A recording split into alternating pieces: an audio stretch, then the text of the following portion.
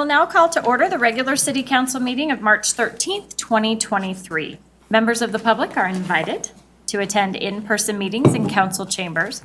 Public access to the meeting is also available by telephone by using the call-in numbers posted on the meeting agenda. Meetings are broadcast on Channel 8 for Comcast and Xfinity subscribers and on the city's YouTube channel online. Joanna, will you call the roll, please? Mayor Leidy, Here. Mayor Pro Tem Luke Manharamasa, Here. Councilmember Long, Here. Councilmember Jaramillo, Here. Councilmember Kondo, Here. Councilmember Goff will be absent, Councilmember Brown will be absent, Councilmember Walker. Here. Thank you. Please join me in the Pledge of Allegiance. I pledge allegiance to the flag of the United States of America and to the republic for which it stands, one nation, under God, indivisible, with liberty and justice for all.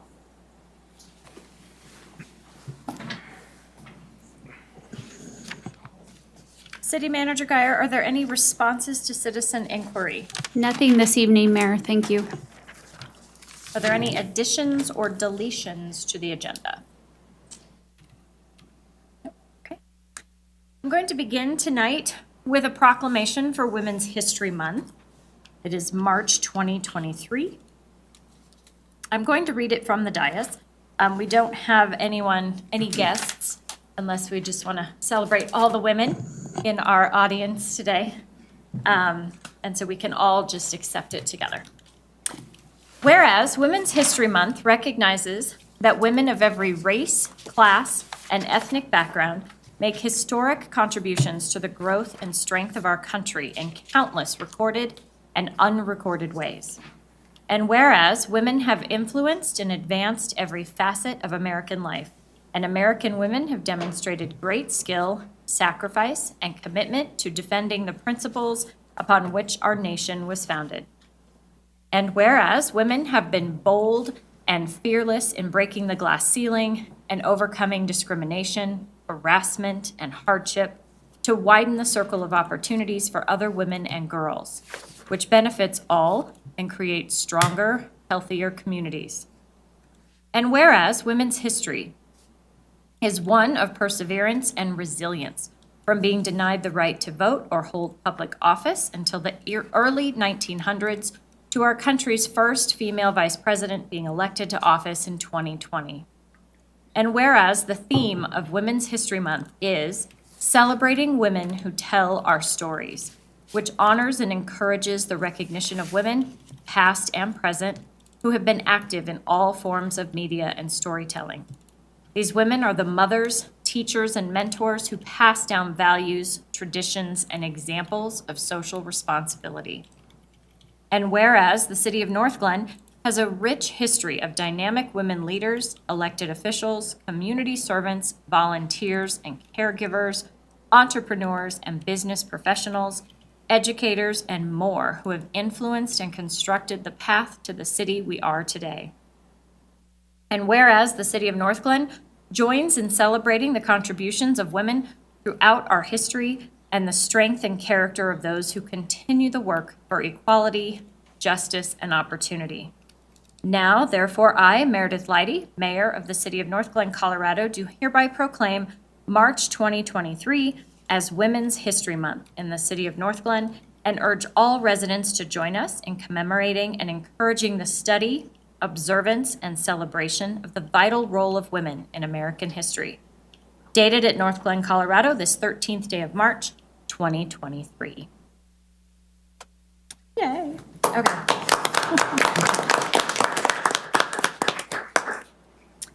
Okay, moving into presentations. The first one is our Good Neighbor Awards. So we have David Mullen, our communications specialist, here with us tonight.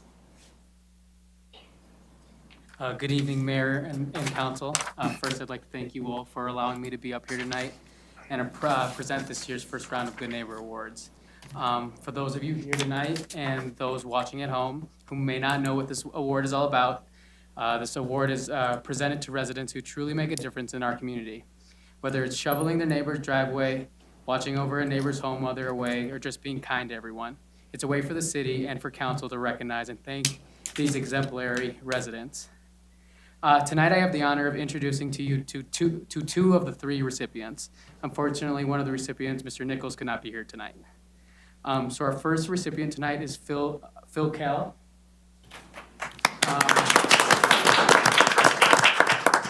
And I'm just going to read what this person, the nominator, said.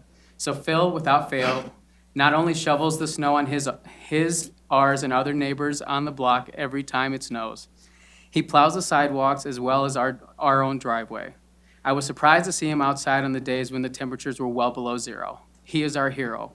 Additionally, he keeps an eye out on our home and makes sure that we are aware of any activity that is out of the norm. He has even pulled out our recycling and trash bins when the snow was deep, and he knew it would be a struggle for my husband and me, who struggle with knee issues resulting in limited mobility at times. We are so blessed to have him as our neighbor and friend.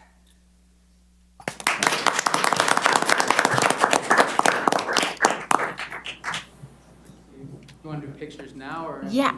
Let's do it at the end. Perfect. So the second recipient is Judy Eckstein, who's right there.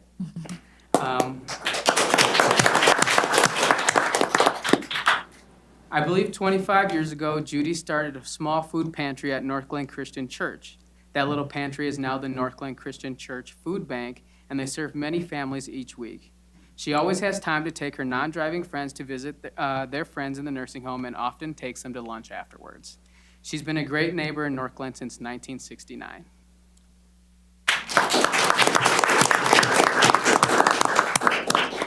And then lastly is Jerry Nichols, who unfortunately couldn't be here tonight.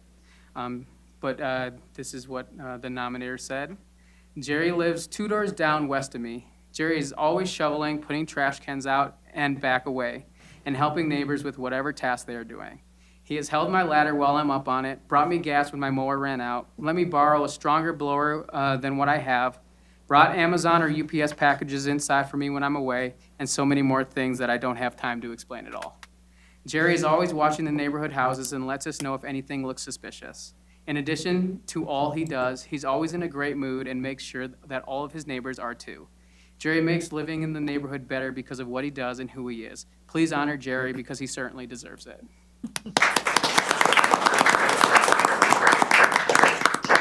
Okay, well, let's go down. Have her for a photo.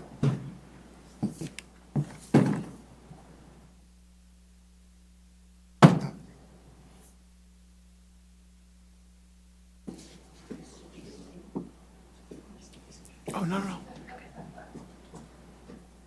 You want to do a group shot with the two or just individual? What would you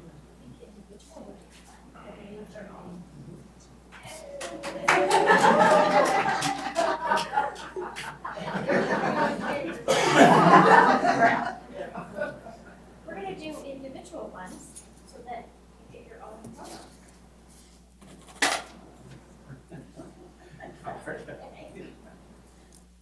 Ready? 3, 2, 1. Congratulations. I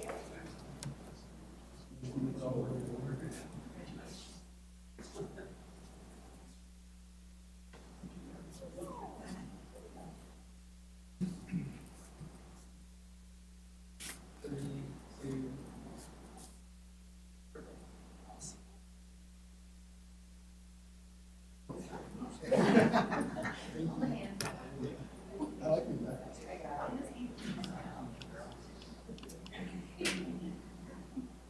you back.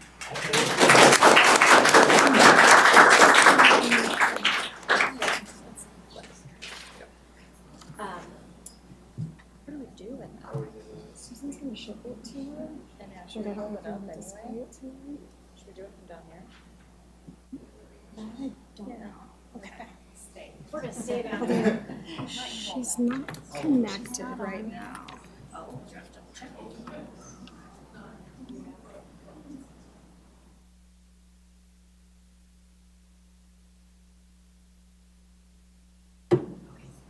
Why don't we just adjust? Yeah, okay. She's not on. We'll come back. Get exercise.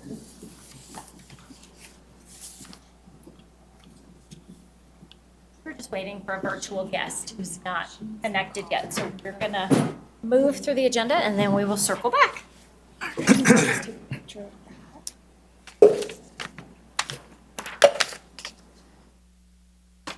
Okay, it is now time for public invited to be heard. This is an opportunity for public comment on any item not set for public hearing. Statements are limited to 5 minutes per speaker. Statements must be related to city business and limited to matters of community interest. Joanna, is there anyone signed up to speak to council? There is. The first individual on the list is Tom Lampo.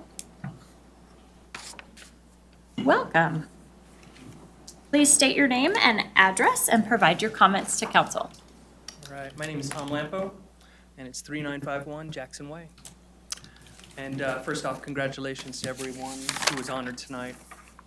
So I'm here to pray for the city of North Glen.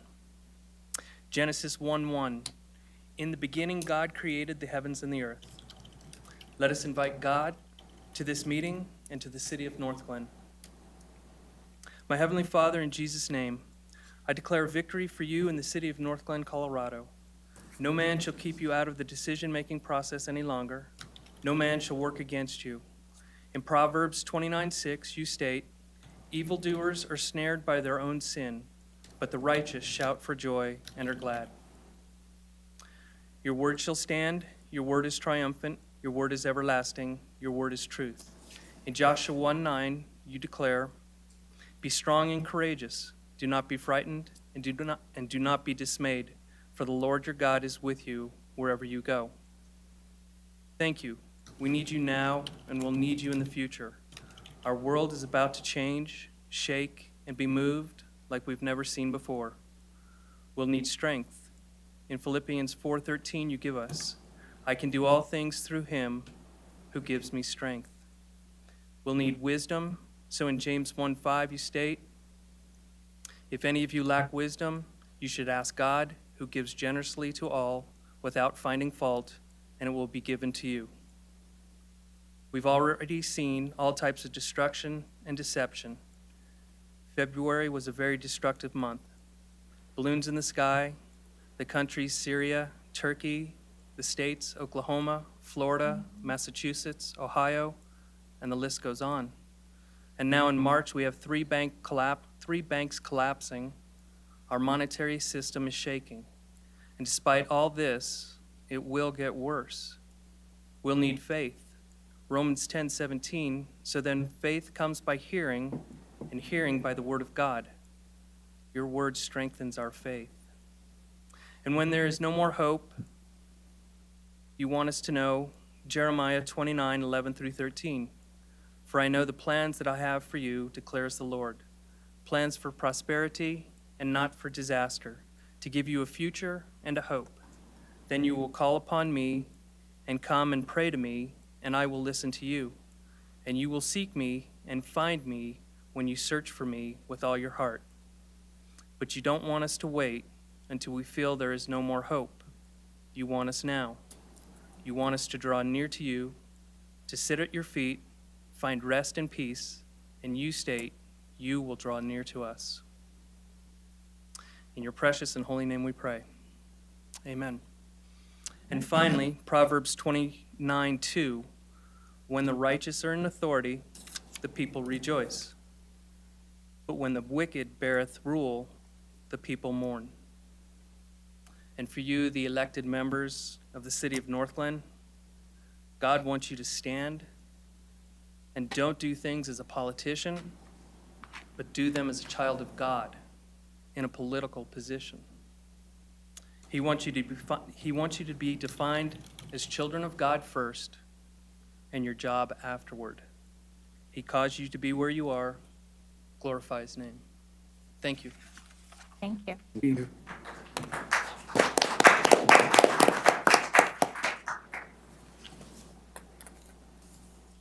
Is there anyone else signed up? There is. The second person on the list is Nicholas Page. Hello, please state your name and address and provide your comments to council. My name is Nicholas Page. I'm a homeowner and resident at 11678 Community Center Drive, right here in First Parkview Townhomes. Thank you for letting me speak tonight, of course. I come before you all today to speak about the growing parking issues that exist within my community. This has been exacerbated by recent changes the city has made to the regulation of the parking lots next to Webster Lake.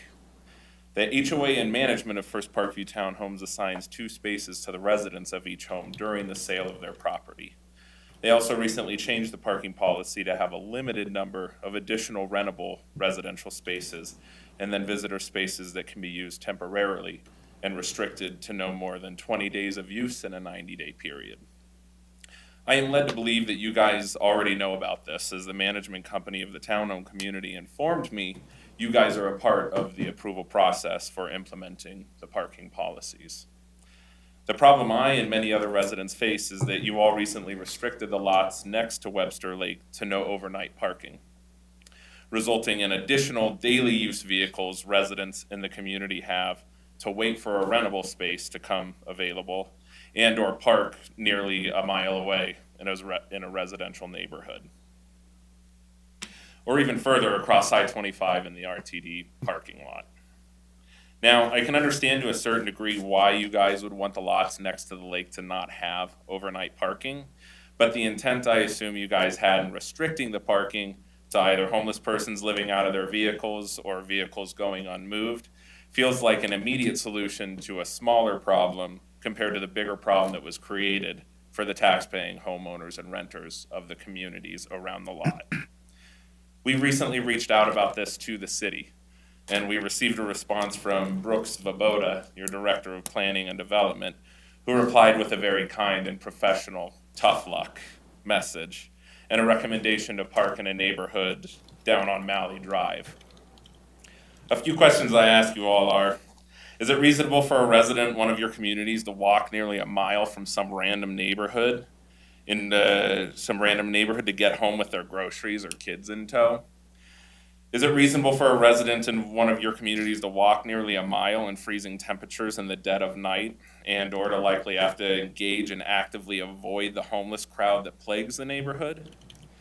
Do any of you see the ridiculousness in the response we received by Ms. Svoboda and our HOA and management company, or am I truly surrounded by apathy from all of these entities? As a property manager with nearly a decade of experience in the multifamily housing sector, there could easily be an implementation of a parking system that meets the needs of your residents while solving the issues you guys have had with the parking lots being a mobile home and storage yard. Creating and implementing a permit system through the city for the purpose of overnight parking in the lots could create income for the city as well as alleviating the parking problems that we face. If this is not something the city is willing to do or can do, then I implore you to reach out to the HOA and management company of the community and devise a more effective measure for all residents of the community to have sufficient access to safe and comfortable parking near their homes. Thank you. Thank you.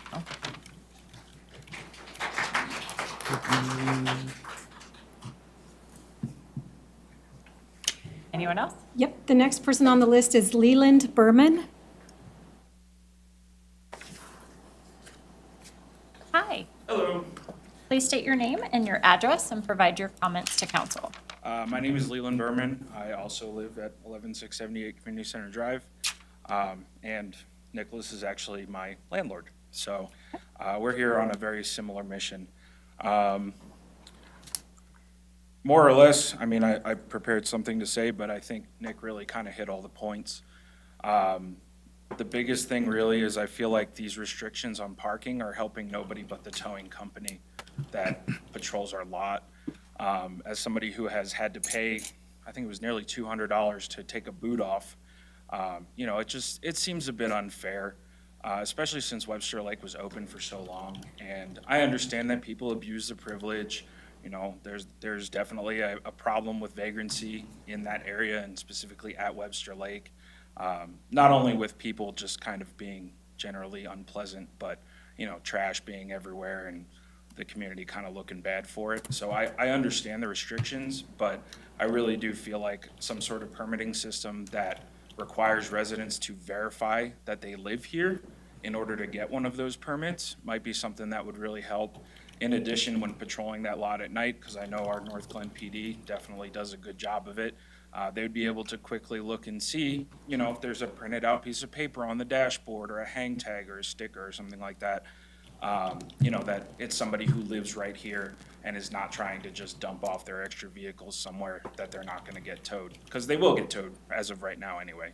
And I strongly urge you to consider this. The cost to the community is really great, honestly, because when you have residents who are unhappy and paying for towing because they can't park in their own parking lot because there's 3 people that live in their house who each have a car and they only have 2 spaces, it's kind of a rolling boulder effect. People paying extra money for this and that and the other, they become, malcontented, and then you have people leaving the community. I've lived all over the Denver metro area. I've lived in Denver, Aurora, up in the mountains and up here in North Glen. Frankly, I really love it here. We have a really great community and great neighbors, and Webster Lake is beautiful when it's maintained. And, you could even go so far as to take that money and put it towards the maintenance of Webster Lake. Extra money, it's free. So, yeah, I really do urge you all to consider this. And I'm sure the community would support it, especially being that, some sort of verification that the people who are there are supposed to be there, not just, random people from out of town living in their RV in the parking lot for weeks on end, which kind of recently happened and no one seemed to do anything about it. So, anyway, that's all I have to say. Thank you for hearing my comments, and thank you. Thank you.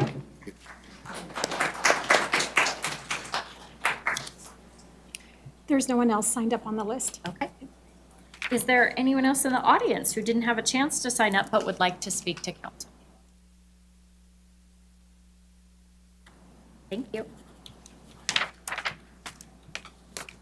Okay, we're moving into council communications. So we will begin with Ward 1, Councilmember Walker.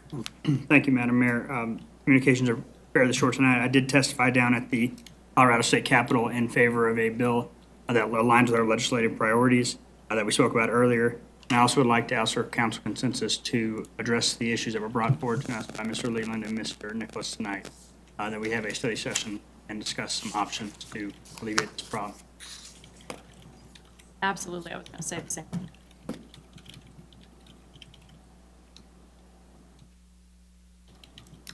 And that is it. I apologize. Okay, that's okay. That's okay. Let's see. Councilmember Jaramillo. Thank you, Madam Mayor. I attended the Adams County Government Sub-Regional Forum for Transportation, and I was elected the vice chair by, I was actually nominated by Commissioner Odoricio. So that was last week. And then I also attended the Regional Housing Roundtable for Elected Officials and also the Persons Experiencing Homelessness meeting, along with Councilmember Kondo and Mayor Pro Tem Lukman Hiramasa. And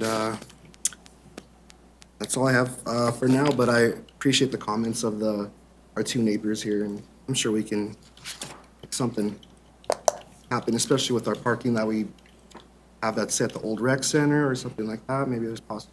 But that's just a thought. So that's it for me. Okay. Councilmember Kondo. Thank you, Madam Mayor. So on the 9th, I had a working lunch with the city manager and Councilmember Long, and I think it was a very productive session to cover a wide range of issues, and clearly with Councilmember Long coming on board, it's important to establish great working relationships and kind of share best practices. So that is an ongoing, regular meeting that I do on a monthly basis. And I look forward to inviting the next council member to join me for breakfast with the city manager. We also had later that day, and I think it was attended by Mayor Pro Tem Lukman Hiramasa, I believe, and that was the session with our incumbent economic development director, and she gave a presentation as to what she would do in her first 30, 60, and 90 days. She's quite an accomplished individual. I think she's been in economic development for 20-plus years. is the Economic Development Director for the city of Evans. So I feel very confident and good about this individual coming on board. And obviously, she's got big shoes to fill, taking over from Debbie Tuttle. Talked about the gathering with Adams County, Commerce City, and Thornton. And this was I call it a handshake meeting or a network meeting to really get people that are passionate about this problem of persons experiencing homelessness. I feel like this is a very difficult problem. It's like trying to solve world hunger. I don't think you can really do that in a very meaningful sort of way, but if anything, if we could find people that are really passionate about it and are willing to take some action and be representatives of their respective cities, or for that matter, Adams County, I think we'll be able to make some progress in getting momentum going so that we can actually think about or brainstorm some creative solutions. And I know that there's more to come on that with the Bridge Summit that our city manager is planning for later on this year. Lastly, the Mayor Pro Tem and I, we toured on Friday. I'm going to hold this up. I don't know if you can see this, but this is the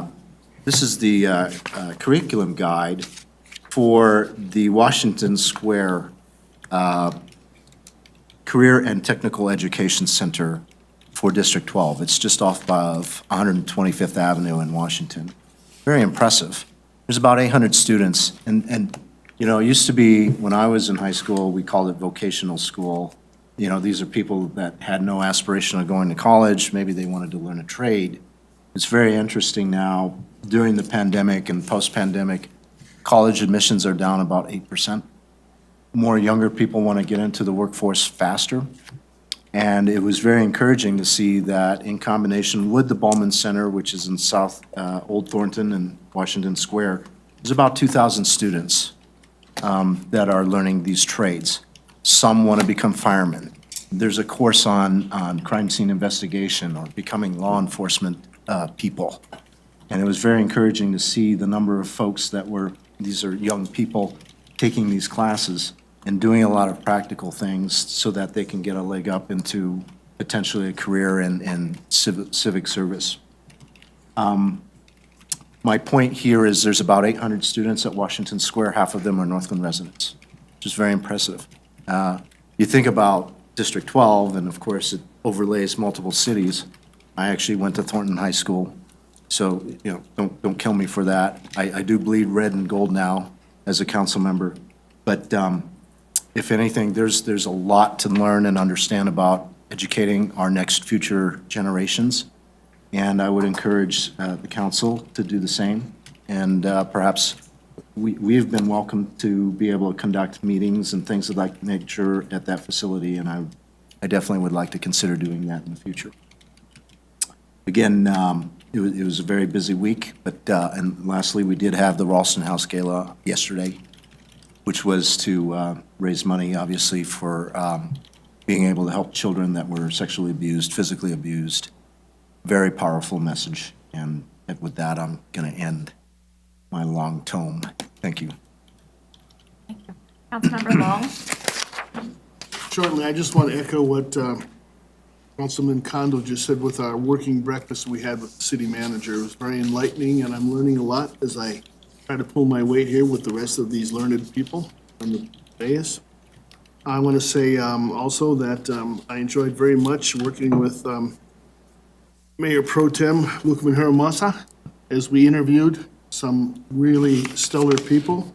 I am encouraged to see so many people stepping forward for appointments, and I'm happy to say that we've got two appointees this evening that we both felt very, very strongly about. So we'll soon be talking with them, Richard Volk and Pat Marquez. Thank you kindly for stepping forward as you've done. And I'll echo also the gala we had last night at the Ralston House for Children in Peril.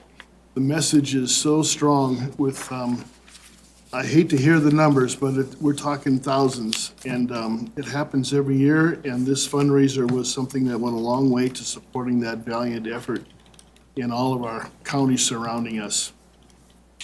Thank you. Thank you. Mayor Pro Tem Lukman Hiramasa? Thank you, Madam Mayor. As Councilmember Long indicated, we had our Ward 4 interviews for CCPP, and I also would like to just say that we have some really great people who were selected, and I'm really looking forward to see everything you're going to do on the board. I attended the Youth Commission meeting on March 7th. It feels like it's been a long couple of weeks.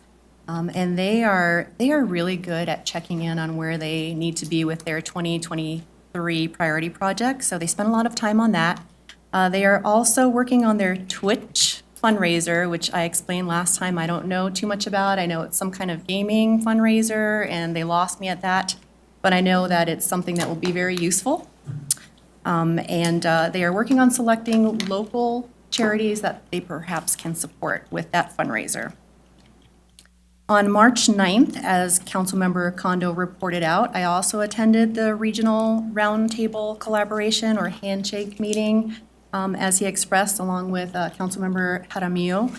And I think the most important thing, I won't rehash everything that Councilmember Kondo indicated, but I think the most important thing is to just be proud of the fact that so many people are stepping into more of that regional collaboration role, and Northland has had a huge part in that, in bringing other people to the table. I mean, some of the representation that we had at that meeting, we had 3 from Adams County Commissioners, which I think really says a lot to show up to a lunch meeting here in Northland at Awesome Perry's Pizzeria. And we had Commerce City and Thornton represented too. So I think that's really unique. I think we're laying out some really important groundwork that's going to be happening, and we're at the forefront. That same day, I also met the new potential new economic director candidate, and I think she's wonderful. So hopefully everything goes well, and she will do a fantastic job. Also attended the Future Forward tour at Washington Square. Again, Councilmember Kondo did an excellent job of reporting out on everything. But I also want to do a quick shout out and thank you to the principal, Marvin Lewis, and the vice principal, Tessa Gargano, and Shannon Hancock, the executive director of Five Star Foundation, for hosting us and giving us such an excellent tour and seeing all the kids that were truly engaged. And we heard some of these kids will leave and actually make 6 figures right out of this technical school. That's pretty amazing, doing pretty good. And then, let's see, Ralston House fundraiser, it's so incredible to be and honored to be a part of supporting a program like that, and I'm so happy that we have Ralston House in Northland. It was very hard to listen to the stories of, or the story that we were told, and just realize that kids go through this every day. So I'm really glad we get to support that, and I actually won a petting zoo package in the fundraiser. I have grandkids, so that's going to be exciting. I'm really looking forward to that. And then last but not least, today was our legislative committee, and we spent a lot of time going over bills that we have talked about for the most part here in council meetings. One thing to note is that CML did send an email to our city manager asking for support for the railroad, the NLC Rail 2023 priority sign-on letter. And so this is asking cities to support more disclosure and things like the chemicals that, if there is a rail derailment, even though that won't affect us directly in Northland, there could be residual effects if a train were to derail and it had chemicals. So it's just expanding the list of chemicals that first responders are aware of. So we said yes, that we would support that. There doesn't seem to be any reason to not support that through NLC. SB 97, the auto theft bill, passed the Senate unanimously and now goes to the House, so that's good. That's good news. HB 23-1202, the Overdose Prevention Center authorization, passed the House after a late night vote, and now that goes to the Senate. Let's see. One issue to take note of is HB 21, which was passed in 2021, 1110, accessibility of websites fixed. We're keeping an eye on that because there are some issues that make it really difficult for municipalities to comply with making sure that websites are completely accessible. So there's some fixes that need to be had, and that's potentially a struggle, but there's reasonable accommodation piece, trying to remove the per person, per instance language regarding lawsuits and local government prioritizing fixes. So those are some of the things we might hear, again, pretty soon here. House Bill 1115, repealing provision on local control to consider whether or not to appeal prohibition past the House, but it may not make it through the Senate and the government, so keeping an eye on that. Micro trenching, we still haven't seen anything yet on that. And then quorum modification, we still have some issues with the bill as it stands. It does seem to give priority to news media versus residents, and so that's one piece that we're a little uncomfortable with. So news media can get access to records, for example, in 3 days versus everyone else in 7 days. So that's something we would support if amended. And House Bill 1169, limiting arrest for low-level offenses. The Judiciary Committee is not in approval as it stands, and at this point, the city has taken an oppose to that bill. The other thing to keep a note of is that residential evaluations come out in May, so there's an average statewide increase of 25%. Keeping an eye on that. That must be done pretty soon here as well. And that's pretty much all I have in terms of updates, besides the NLC conference. That was a lot. Thank you. It was quite a bit. Thank you, Madam Mayor. Awesome, thank you. Okay, so I won't repeat some of the items that have already been mentioned, but I wanted to add, I did meet with Lori Goldstein, the chair of the Adams 12 School Board, and we just talked about current events and what's going on with the district and how we can support. I was fortunate enough to be in the room when Vice President Kamala Harris came to Colorado, and that was really exciting. She was talking about the global climate crisis and water conservation and a lot of really important things that related directly to Colorado. I saw Chief May at a fun birthday party on Saturday. One of our residents, Ruth Duncan, very active in our community. She turned 90, so that was really fun to join in that celebration. And then I had a conversation, a one-on-one meeting with the leadership of the Rocky Mountain Partnership today, and really talking about upcoming meetings. March 16th and April 10th are open to elected officials to get more information about Prop 123. And that is a hot topic right now. So if anybody on council wants to get more information, I will send you the information that they sent me today, and I'll share that with you if you want to attend those. So that's really important. But I also wanted to take a minute because there was a lot of praise for our own city manager, Heather Geyer, and her work that she does with the Rocky Mountain Partnership. And so I just wanted to say thank you for that because they very much appreciate it, and so do we. And then quite a few of us are going to the National League of Cities Summit in DC. So that's coming up in the next couple weeks, and that will provide us with a lot of opportunity to do some more learning and connecting and meeting with our legislators. So we're looking forward to that. And before I finish, one thing I want to double check that you know that we are asking for a study session for the parking situation. Okay. Yes, I captured it, yeah. Great. Thank Because you. that was on my list as well. And then before I move into the final pieces of communication, I'm going to go ahead and address our guest because we're very excited that we have a special guest with us today. So Miss Ashley Witkovich, are you on virtually or just by phone? I'm by phone here, but I also have video. Can you hear me okay? Yeah. Oh, we'd like to see you. Oh, yay, there you are. So good to see Oh, you. it's so good to see you guys. Oh, how fun. It's a little bittersweet. We are here tonight to honor Ashley and her service to our city. She's no longer serving with us on city council, and we miss you terribly, but it's lovely to see your face. So I'm going to just read a couple of things and give everyone a chance to speak to Ashley. So back in 2015, she began volunteering her time with the city because she was appointed to the Vale Board. She was elected to City Council in November of 2019. She served as the Parks and Recreation Advisory Board ex officio member, the Historic Preservation Commission ex officio member, North Metro Fire District Board Liaison, Outside Agency Funding Committee, Rocky Flats Stewardship Council, and she was also elected as Mayor Pro Tem in January. And that is just a small list of how her volunteerism and her service in our city really impacted all of us. I know it did me personally. We are in the same ward, Ward 1, and I just really loved serving with you, and you're greatly missed, and we just wish you the best. So I wanted to open the floor to other council members.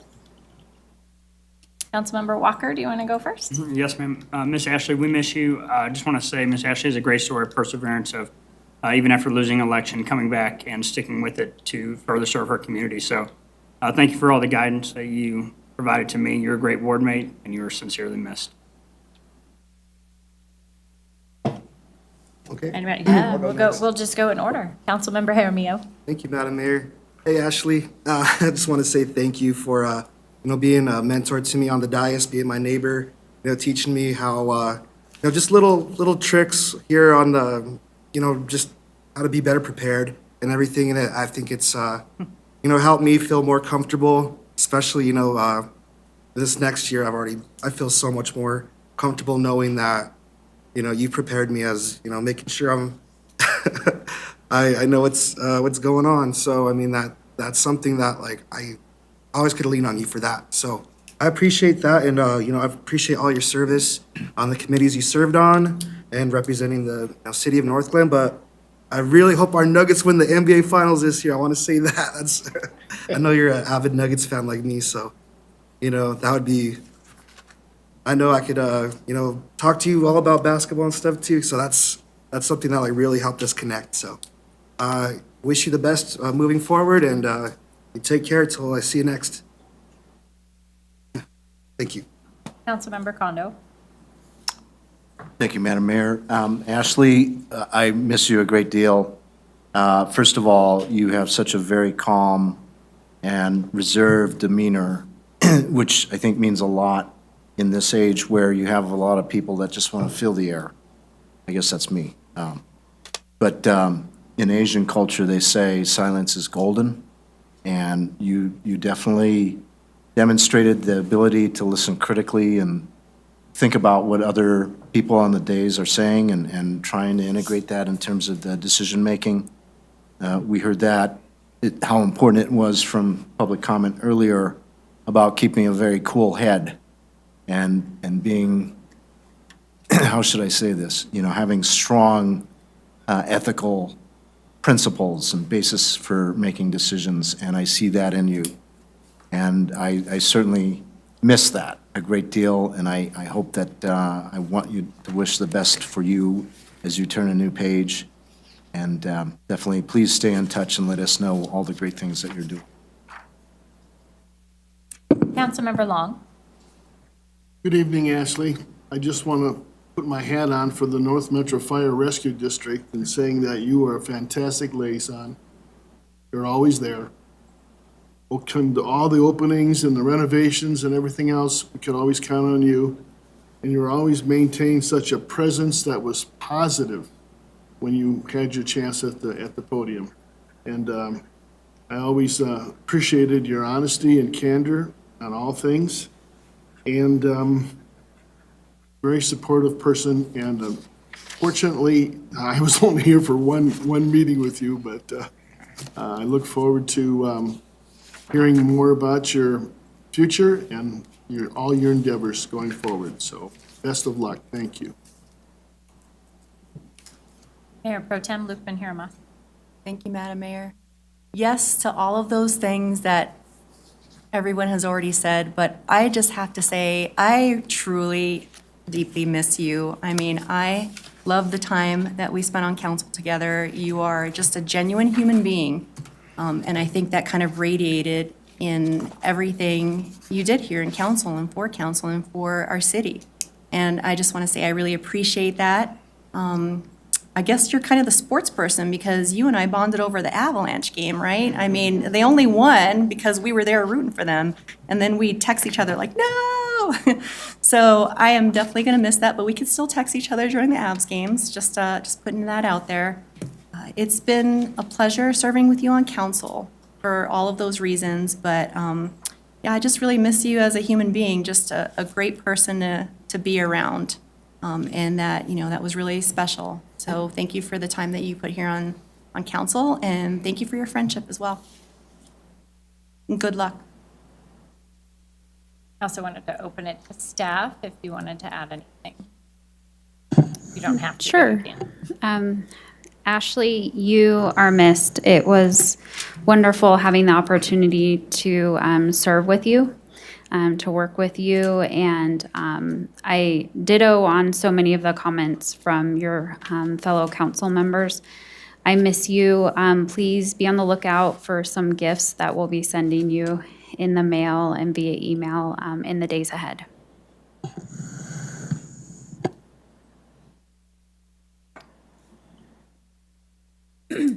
Sure, I'll go next. Hi, Ashley. So I will definitely miss your prompt replies. I will also miss how generous you are. And as a staff member, something that to me was the best of both worlds is your ability to be so generous and to prioritize helping other organizations while keeping the city's best interests in mind and looking out for overall fairness. I really appreciated that. So I wish you the very best.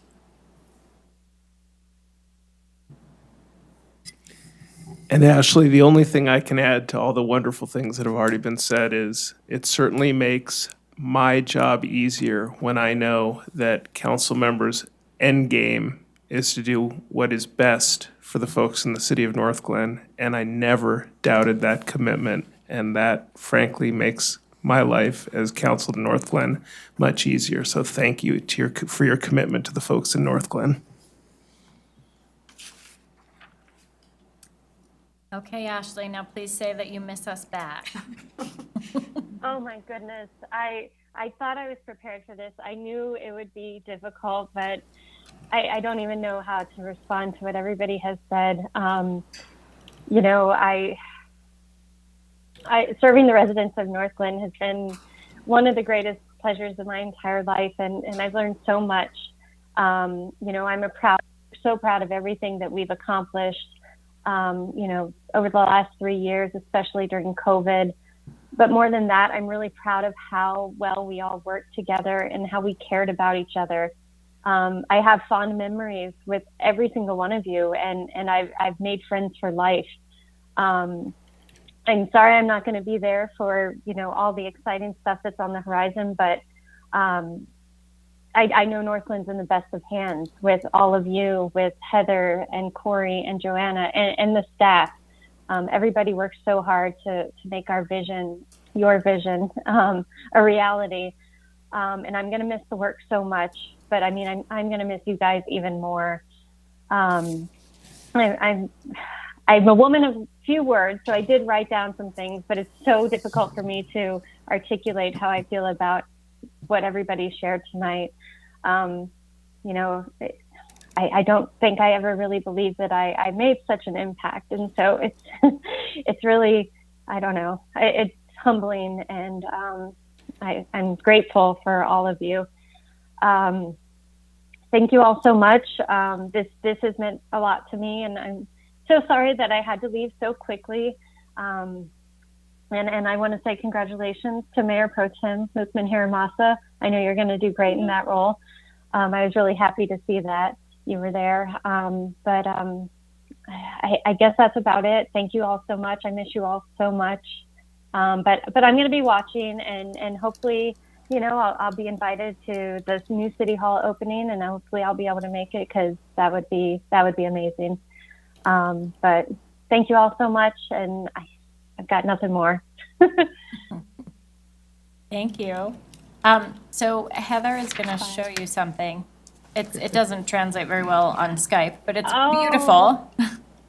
So that will be headed your way. Thank you. And I do need to say thank you for the beautiful flowers. I don't know if you guys can see them in my background, but I got those today, they're beautiful. So thank you so much. Well, thank you. All right. Thank you for taking some time with us tonight. Thank you all. We Of love course. you. Have a good evening. Bye.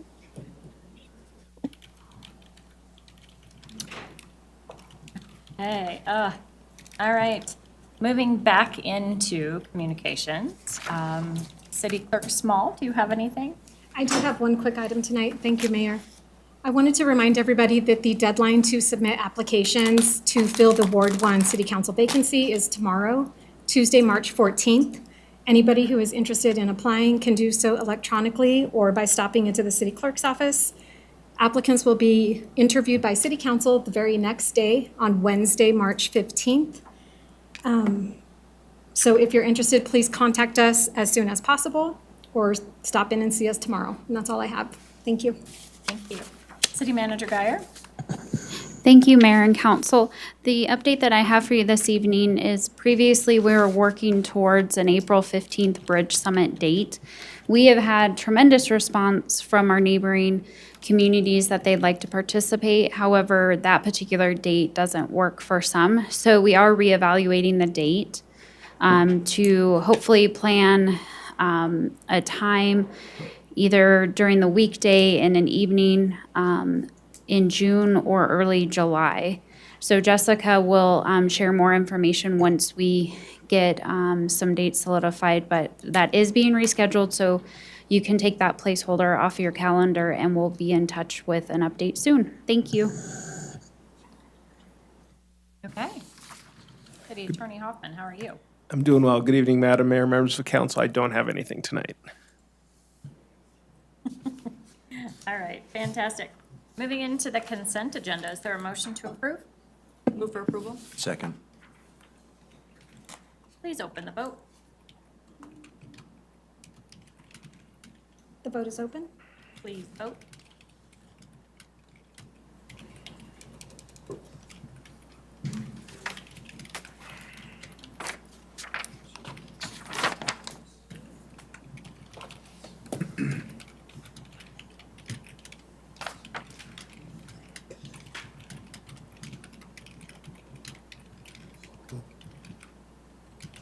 We will close that vote, and the consent agenda passes unanimously.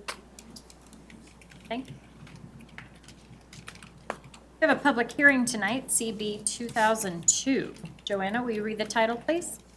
A bill for a special ordinance amending the 2022 budget, recognizing revenues and appropriating expenditures by supplemental appropriation for the payment of the costs and expenses of the municipal government, agencies, and offices of the City of North Glen, Colorado for the fiscal year beginning January 1, 2022. I will now open the public hearing on CB 2002. Is there anyone who would like to speak either for or against CB 2002? Is there anyone on the phone who would like to speak about CB 2002? You can unmute yourself by pressing 6 at this time.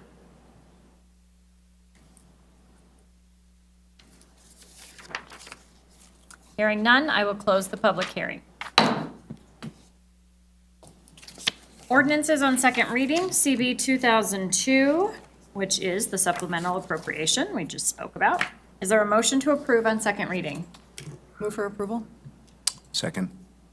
Jason Loveland, our Director of Finance, can provide a summary. Hello. Good evening, Mayor, members of council.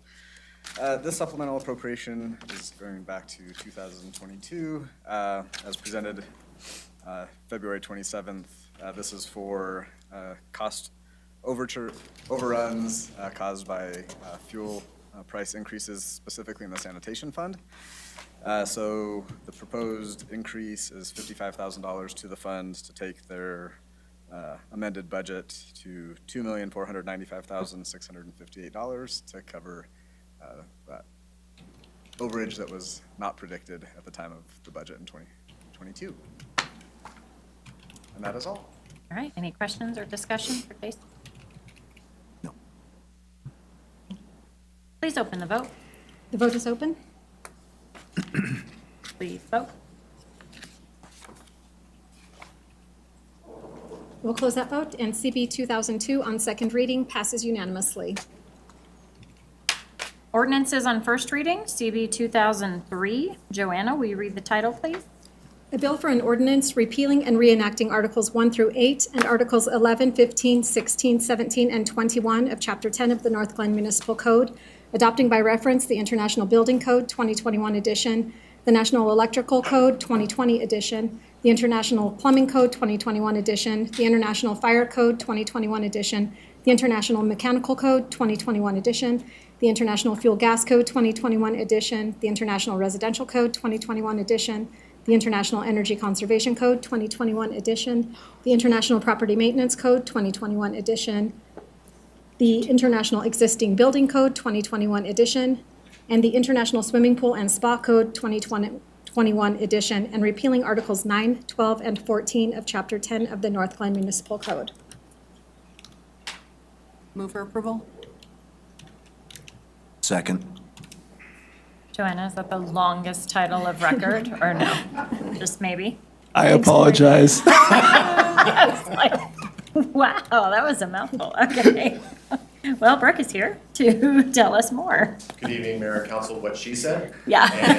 And And we're done. Yeah. So this is in follow-up to the February 13th presentation on the International Building Code adoption, which is also including stretch codes through the code cohort that we've worked with the regional partners in the North Metro area. So we'll be scheduling this for April 10th for the public hearing. I'm just here to answer any questions regarding the upcoming public hearing. Any questions from council? Okay. And I promise I will not have to repeat it, but Joanna will for the public hearing. So, thank you. Sounds good, thank you. Please open the vote. The vote is open. Please vote. I will close that vote, and CB 2003 on first reading passes unanimously. Okay, jumping into resolutions. So our first one, CR 47. Joanna, will you read the title, please? A resolution appointing the Youth at-Large member to the Diversity, Inclusivity, and Social Equity Board of the City of North Glen, Colorado. Move for approval? Second. Okay, Tamara Dixon, our Director of Human Resources and Chief Diversity Officer, is here. Good evening, Mayor and Council. I always come up here in flat shoes and I have to get on my tippy toes so you can hear me. Good evening. So just 2 weeks ago, the city's Diversity, Inclusivity, and Social Equity Board had 3 vacancies. And thanks to the efforts of you, Mayor Leidy and Councilwoman Goff, we tonight are just about at capacity again. So I'm very happy to present to you tonight for appointment to the DIE's Youth at-Large position, Ms. Jilka Argueta. And Jilka is a student, a National Honor Student at that, at North Glen High School, and I'd love to ask her to come forward. Okay.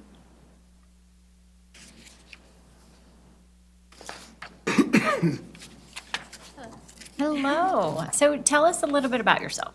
Well, I'm 16. I go to North Glen High School, and I'm very involved in my school, and I want to do more for the community, which is why I applied for the DICE board. So hopefully I can learn a lot from that, from the community, and from all of you guys too. Excellent. Anyone, Councilmember Condo? Yes, thank you, Madam Mayor. So in the fall, I had the opportunity to tour North Glen High School since I was not a student there, and it had been ages since I set foot in high school. What impresses me is how active and all the advanced technologies that you all are working with. Are you involved in the STEM program in any shape or form? Yes, I am. So I'm part of the science department of the STEM program, so I'm in the biomedical pathway. Right now, we are collabing with the engineering program, and we're working on making cases for pulse oximeters for children, so they feel less scared, like having a portable pulse oximeter with them at school, and you can clean it and have it with you without it breaking. That's wonderful. And, you know, I think that having women in STEM program and greater representation is so important. And so now that you're coming to join the DICE board, and that's all about diversity, inclusion, equity, I think you're going to bring a great perspective. So I definitely look forward to some great things from you. Thank you. Anybody else? Mayor Pro Tem. Thank you, Madam Mayor. Jilka, congratulations. I think you will do an amazing job. I just want to congratulate you for taking that step and, as you said, serving your community more. All of the kids that I've met on the Youth Commission, those that have served in the youth at large for the CCPP board, for example, all show just like an incredible level of dedication, which obviously you have. So thank you for doing that. Very much. And I would just close by saying that Councilmember Goff and I were both very impressed. You're very poised and professional, and we just loved getting to know you, and we're really excited for you to serve on this board, so congratulations. Thank you very much. Please open the vote.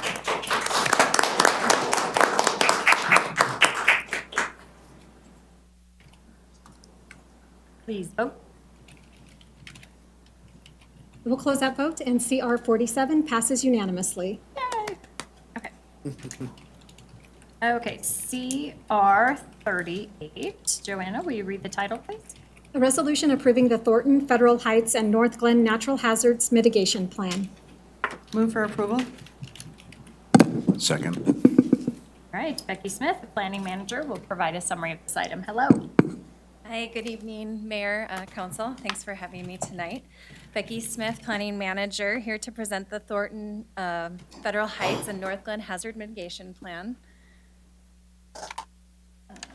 So the purpose tonight is to adopt the Thornton Federal Heights and North Glen Hazard Mitigation Plan. This project was done in collaboration with Thornton and Federal Heights and was facilitated by Woods Consulting.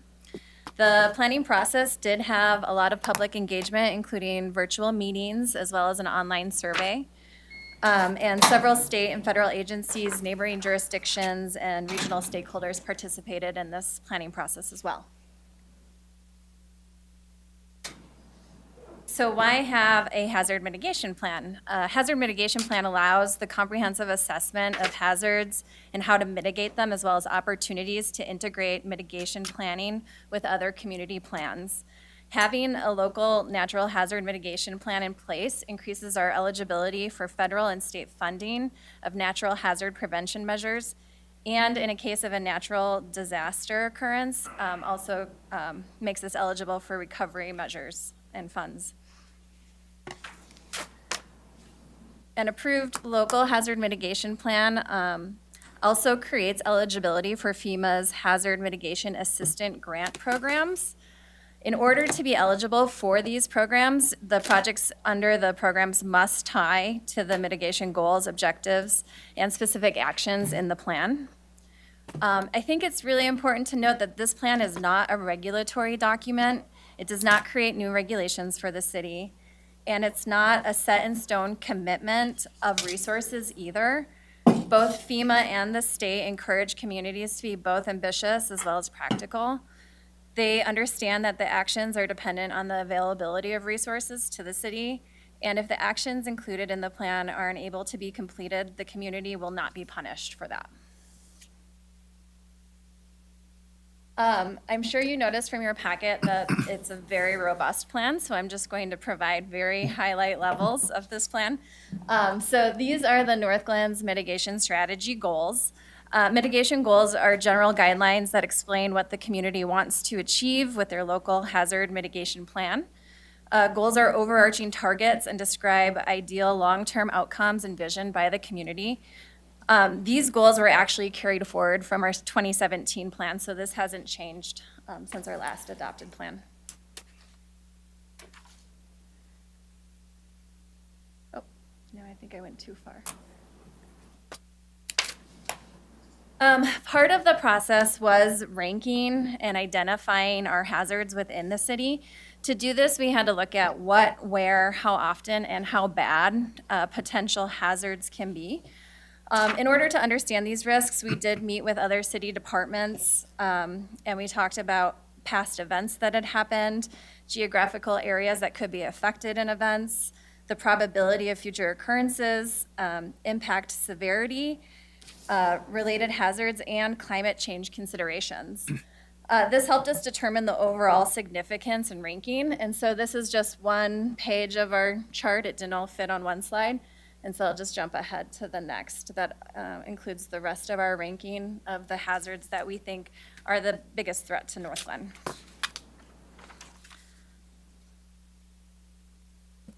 So we included in the Northglen Annex of the plan, Northglen's mitigation strategies as well. And these are actions that the city could take to improve our outcomes in a potential hazard. While meeting with other departments and divisions, we asked them to help us identify actions that we could do to mitigate future risks. The next two slides will outline these actions that are specific to the Northglen plan. Again, there's no expectation that by having it in the plan that we have to complete these actions, but it does make us eligible for FEMA mitigation funds if the city chose to pursue any of those funds. So our mitigation actions include improvements to the capacity of Grange Hall Creek to accommodate the 100-year event flood, address risks associated with climate change, look at flood threat assessment and flood risk communication, so even potentially update our website so that residents know where those risks are in our community. Water aquifer storage and recovery in times of drought, it would be helpful.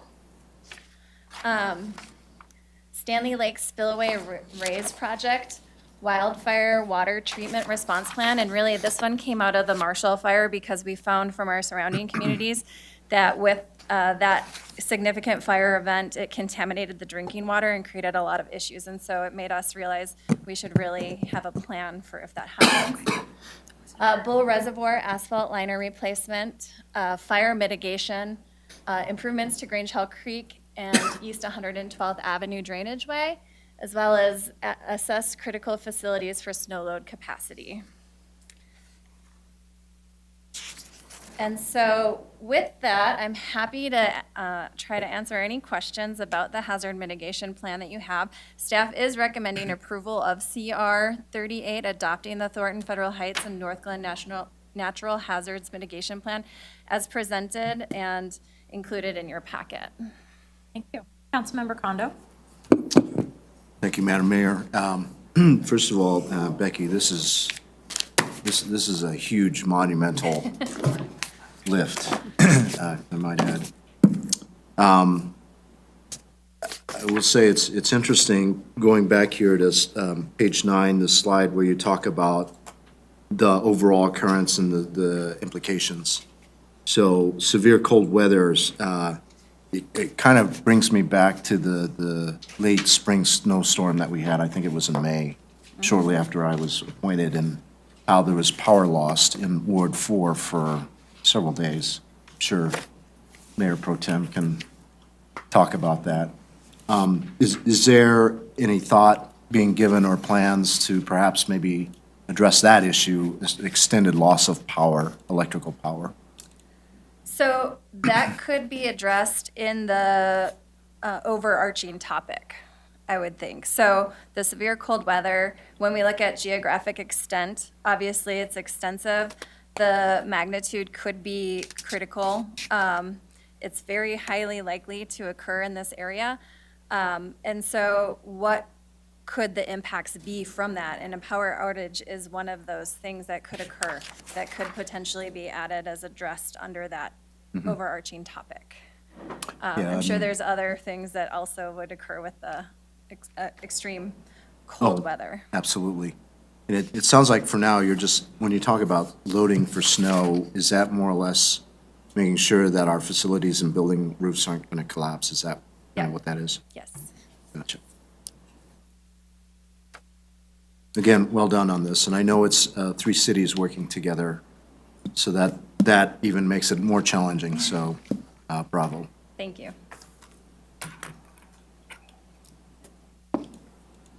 Anybody else have a question, comment? Councilmember Long. Yeah.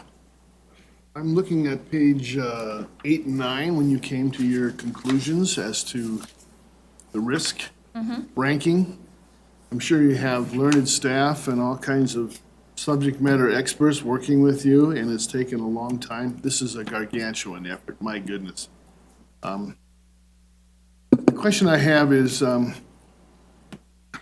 I'll start with an easy one. Expansive soils.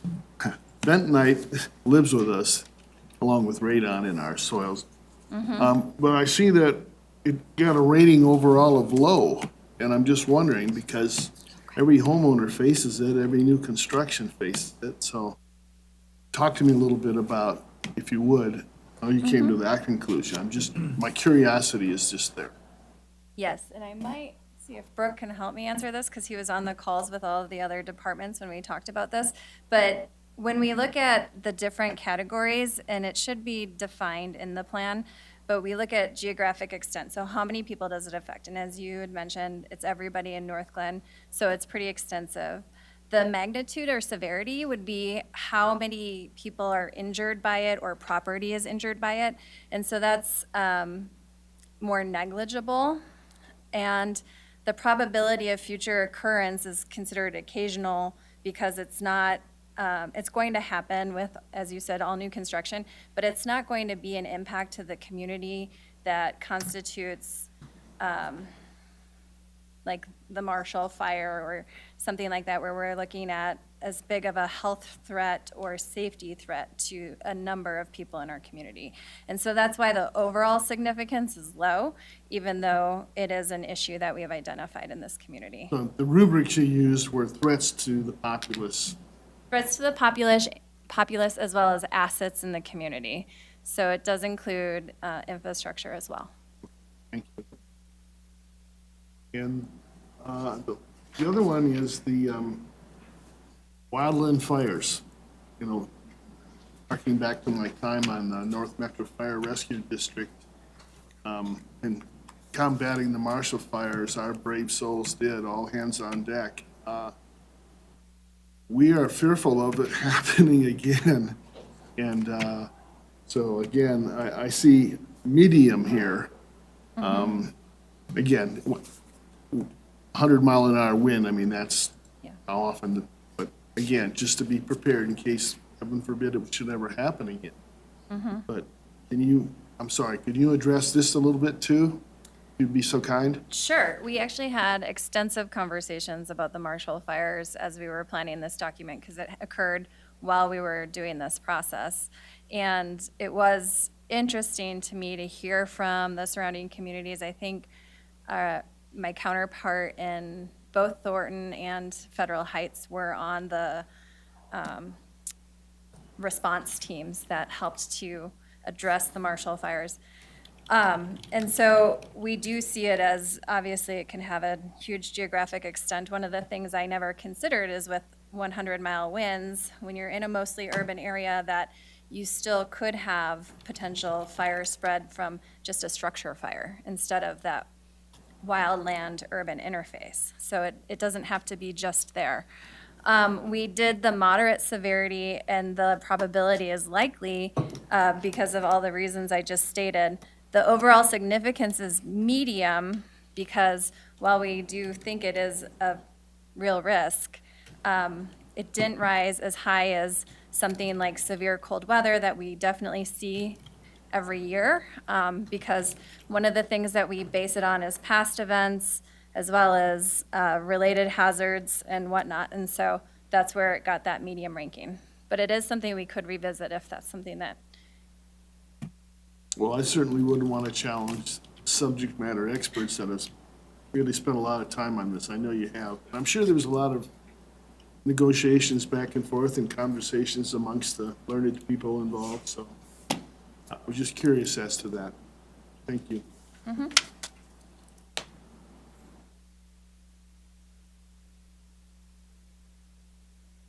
So yes, this is a huge amount of work and such a thorough document. One thing that caught my attention, number one, is trying to stay positive with all the threats. It's like, that's a lot. It's a whole list of things that you could get really scared about. But I did wonder about some of the partnership pieces with the mass transportation incident. I know there's a lot of agencies, but there's a lot of people in the Adams County area that are very frustrated with movement on that. I looked at the data. Is it true that in 2022 there were 0, or is it like statistically too small? Serious incidents in a whole year? I would have to check that, and I can get you an answer. I think it is 0, because I think when you look at the mass transit, and again, I will check this, transportation incident, it includes hazardous materials and whatnot. Oh, okay. So, Okay. I will just, verify that, though. Yeah, I mean, the So- data's really, I mean, it's sobering for sure as far as how many accidents resulted in a loss of life and how many were just serious injuries. But we know that that I-25 corridor, of which we straddle as a city, is a huge concern for so many people. So, you know, I understand the table, but I also was like, really, medium? Okay. Feels like it's a daily occurrence, not an occasional occurrence, but. I will say that when we were going over these tables with other departments as well as the other communities, I felt like all of them should be high. When we talked it through, I was like, well, that's clearly a high, significant threat, but Yeah. But I appreciate this. I think it's great, and I definitely recommend that we pass it. Councilmember Kondo, you have a follow-up? Yes, just one follow-up. And I think, Madam Mayor, you said it can make your head spin. And it's really about thinking about the low probability, high impact sort of scenario. And so thinking about the actions that you take, try and go after the ones that are the highest probability and the highest implication. So when I look at the table on the green bordered table, you know, it tells me that it's a very clear indication that you have 3 categories that you want to focus on. And I would assume that some of the future actions that you have in our annex are pretty much informed by those 3 high impact categories. Is that yes, a good a lot of characterization? them are informed by that, as well as just identifying with staff where there might be potential to apply for mitigation funding.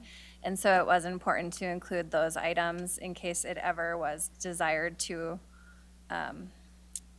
work towards applying for those funds, that it be included in this plan. And then one other item, so there's figure 2.3, which is the survey response from the public as to, in their mind, their perception of what is the greatest threat. Was that also part of the calculus? Yeah, the And- public input was considered as part of the overall plan and discussing our goals as well as our mitigation strategies moving forward. It was also factored into the ranking. I will say that kudos to our communications department, because I'm pretty sure that we had the most responses. And I don't know if you looked at their posts that got people to respond to our survey, but it turned into a competition with the other 2 communities, and we blew them out of the water, I'm pretty sure. I did note that. Yes, Northglenn had the highest responses among Thornton and I think Thorough a Heights. zombie apocalypse was maybe one of the biggest concerns. Oh, okay. It's not going to keep me from not approving this plan. Thank you. Thank you, Becky. Please open the vote. Vote is open. Please vote.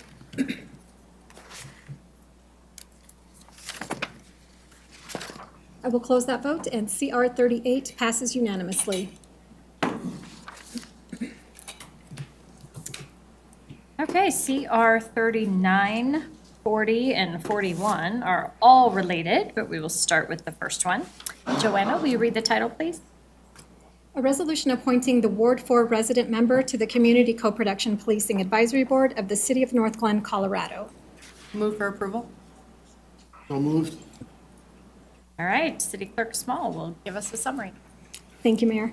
So as mentioned during the City Council communications, On March 1st, Mayor Pro Tem Shannon Luke Manjaro-Massa and Councilmember Tim Long conducted interviews with 3 applicants for the Ward 4 resident member position on the CCPP board. They recommended the appointment of Richard Volk, and CR 39 was prepared to appoint Richard to the board. And Richard is here tonight to introduce himself to City Council. Hi. Hello, thank you for your time, Councilman Long and Mayor Pro Tem Hermosa. I messed that up, I know it. Thank you for your time on the first, and to the rest of the council, thank you for your time tonight. I am extremely humbled and honored to stand here before you and truly look forward to executing my duties to remain impartial and communicate clearly and transparently between the community and the city police department. Thank you. Can you tell us a little bit about your interest in serving? Sure, absolutely. My interest in serving goes back many, many years, actually even back right before COVID. I started the Citizens Police Academy with the city that was then interrupted for the COVID, what I understood was the COVID war room that took over that room.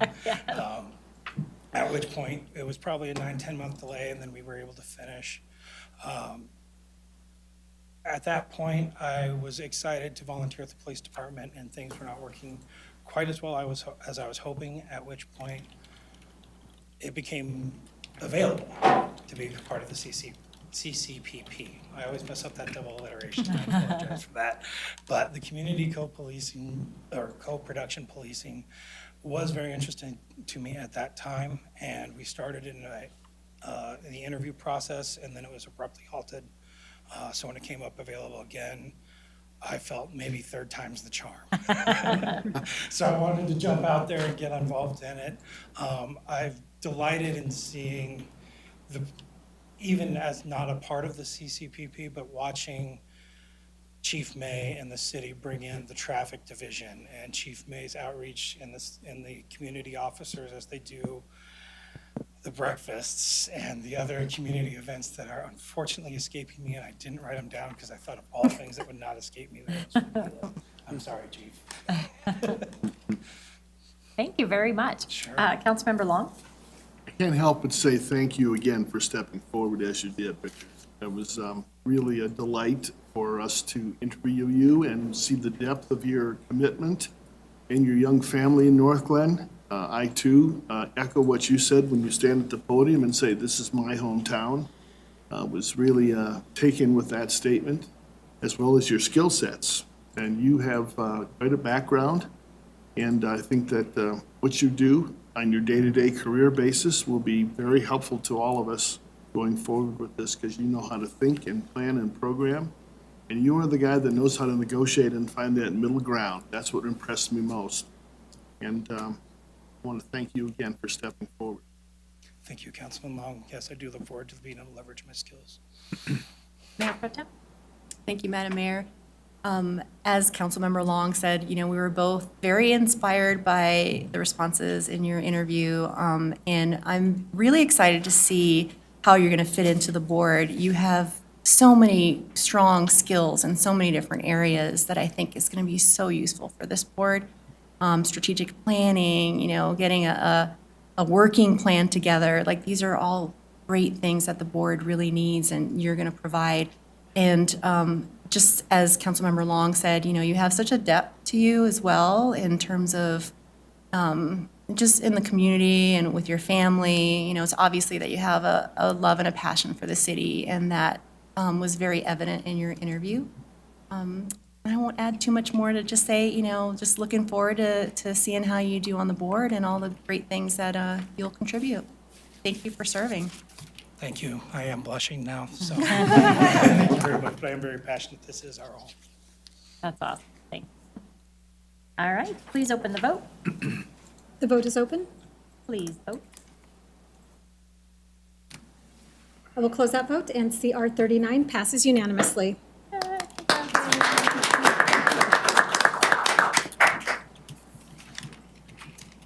Okay, CR 40. Joanna, will you read the title, please? A resolution appointing an at-large resident member to the Community Co-Production Policing Advisory Board of the City of North Glen, Colorado. Move for approval? Second. City Clerk Small will provide a summary of this item. Thank you, Mayor. So on February 28th and March 10th, Mayor Leidy interviewed 3 applicants for the 2 at-large resident member positions on the CCPP board. Upon conclusion of the interviews, Mayor Leidy recommended the appointment of Don Valero to fill one of the positions.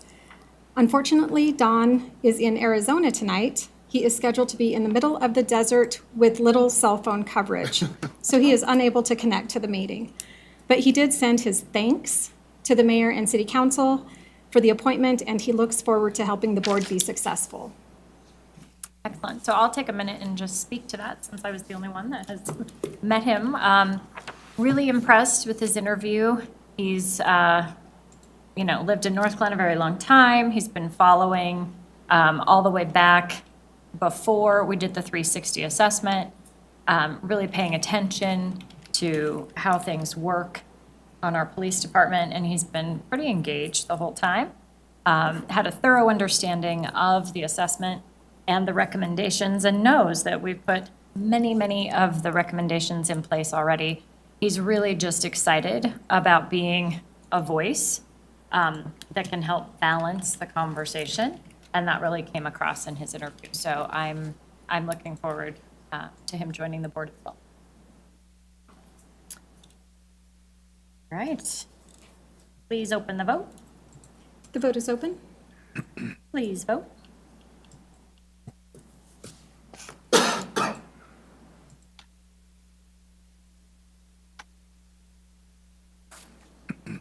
I will close that vote, and CR 40 passes unanimously.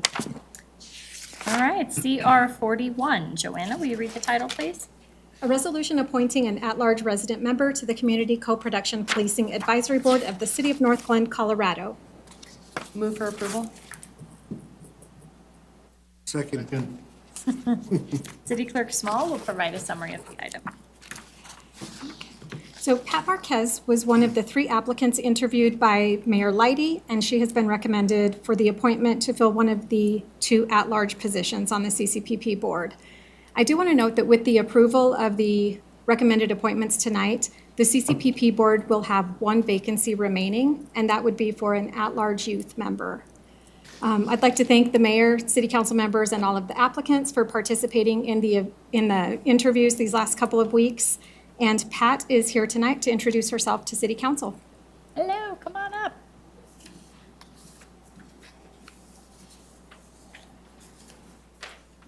I took notes. Great. I'm Pat Marquez.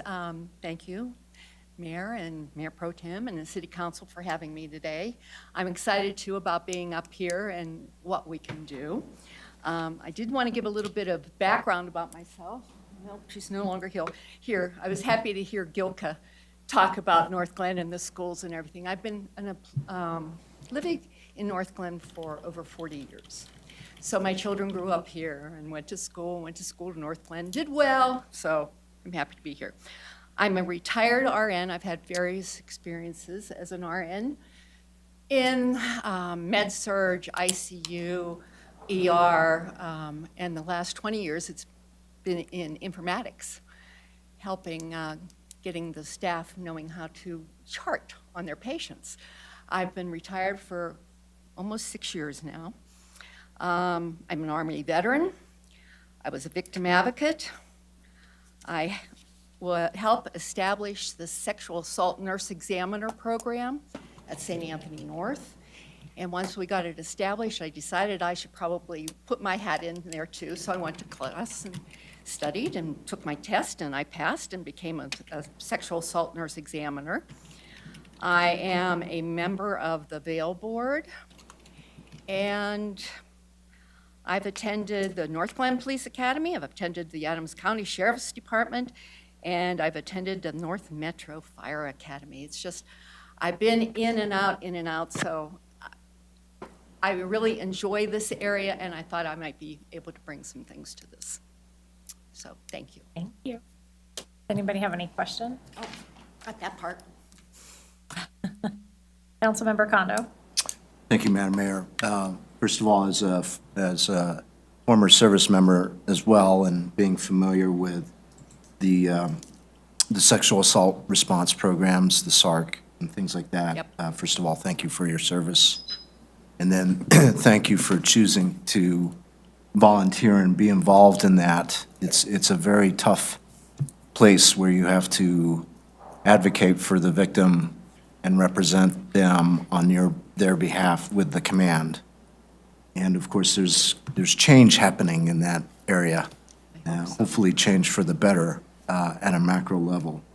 I'm not going to get into that, but I wanted to first thank you for your service.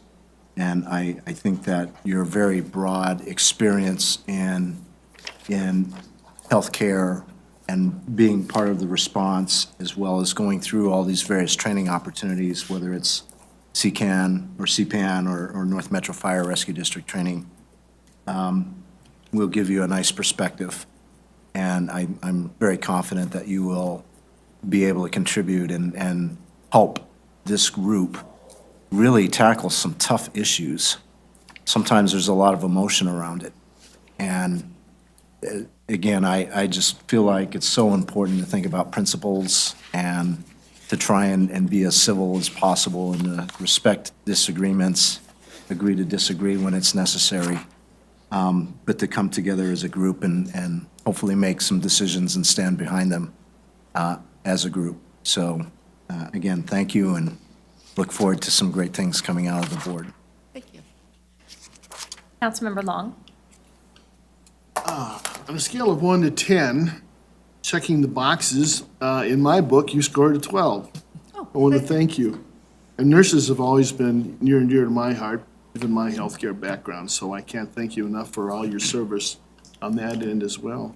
And welcome aboard. I know you're going to do the right thing among a lot of difficult choices. I think you'll be leaning towards the right one with the people coming first. So, thank you.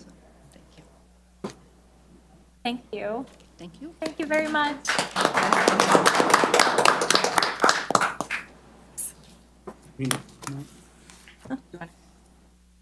Go ahead.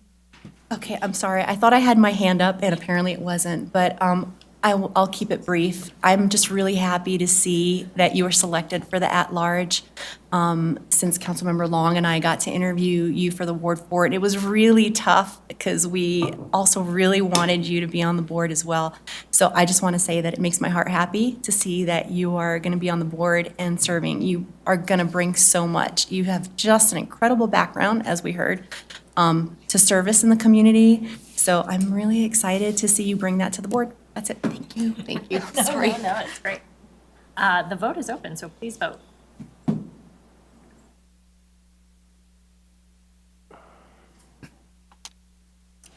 I will close that vote, and CR 41 passes unanimously. Yay, welcome.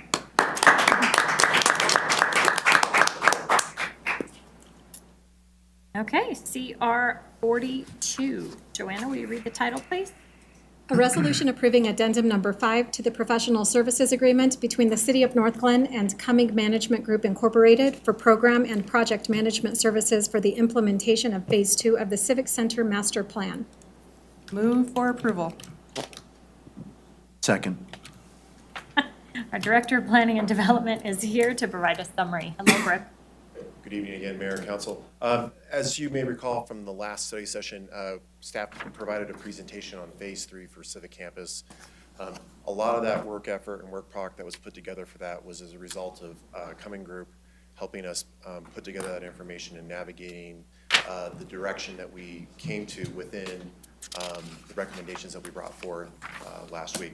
So part of the original contemplation for Cumming Group was to bring them on board simultaneously with MIG, EPS, and Martin & Martin to do that economic and infrastructure analysis early on before we encountered this issue. As a result, we didn't bring forward all of those contracts at the same time, but we held off on bringing Cummings forward. What we were doing tonight is to effectively reflect the work product that they've already generated up to this point, to basically make them whole for what they've been doing since last fall. With that being said, staff is recommending approval of this Resolution 42, but I also want to mention to City Council that we will likely be bringing back another amendment for this next phase of work effort that we brought forward to you last week. They will assist us with procurement of the demo of the building, as well as assistance with the Brownfields grant applications and the contract administration associated with all that. We did not bring that forward tonight because I figured that might be a question. Well, why didn't you bring it all at once? Well, we didn't know what council was going to recommend or support in the recommendations that we brought forward last week, so we wanted to hold off, because if we were going to work on a compressed schedule, it would have changed their contract scope versus the schedule that we're now looking at.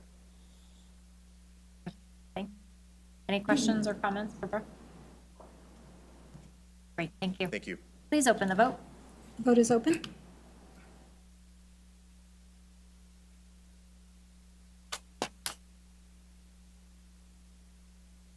We'll close that vote, and CR 42 passes unanimously. Okay, CR 45. Joanna, will you read the title, please? A resolution approving an intergovernmental agreement between the City of North Glen and the City of Thornton regarding the design and construction of York Street over Big Dry Creek. Move for approval. Second. Okay, Kent Kisselman, our Director of Public Works, is here to provide a summary. Hi, Kent. Good evening, Mayor. Good evening, Council. So Thornton wants to build a bridge. And it's going to be over Big Dry Creek, kind of near C-470.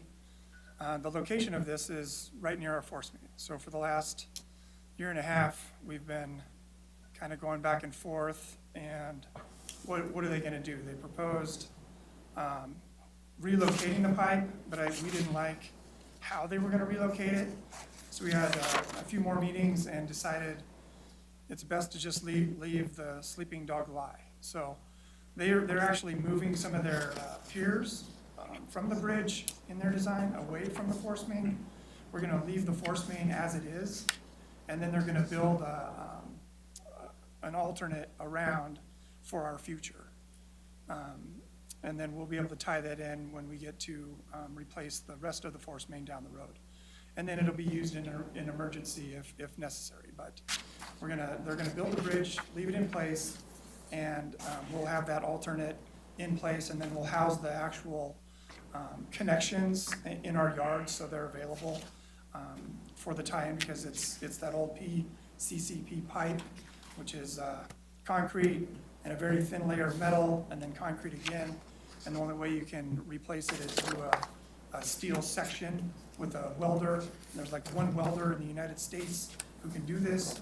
And so if anybody recalls when the force main failed by Leroy and how long that was down, it was down for a few weeks. So we don't want this thing to break.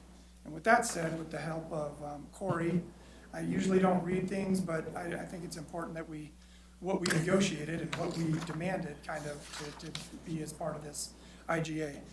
Thornton, they'll construct the force main where it crosses Big Dry Creek as part of the York Street Bridge project.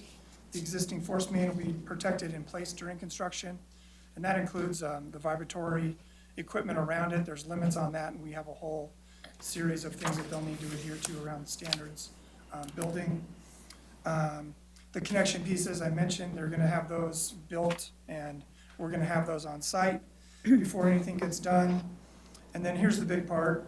We'll be released from any financial liability if Thornton breaks the force main, and we know how much that costs if we have to bypass the metro and turn that valve. So, and the last thing, we'll of course have the right to inspect any work with our experts to make sure that it's built to our standards and specs, and that everything's okay before it's put back in.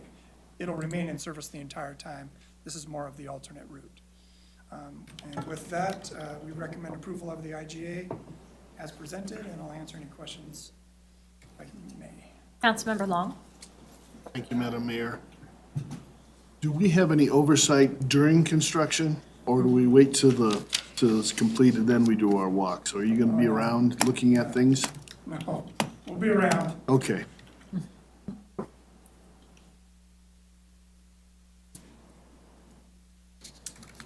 All I see. Thank you very much, Ken. Thank you. Please open the vote. The vote is open.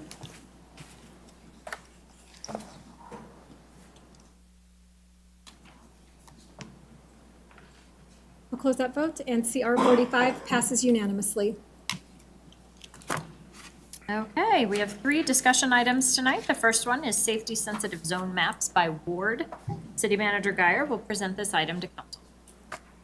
Thank you, Mayor and Council. We are in the home stretch of doing the necessary approvals to implement the new safety-sensitive zone program. Just a couple weeks ago, council approved the actual ordinance to stand up this program, and tonight's meeting is really about providing council one more look at the proposed designated safety-sensitive zones prior to staff bringing forward a resolution for approval at next Monday's meeting, which will be that last piece to really get the program going.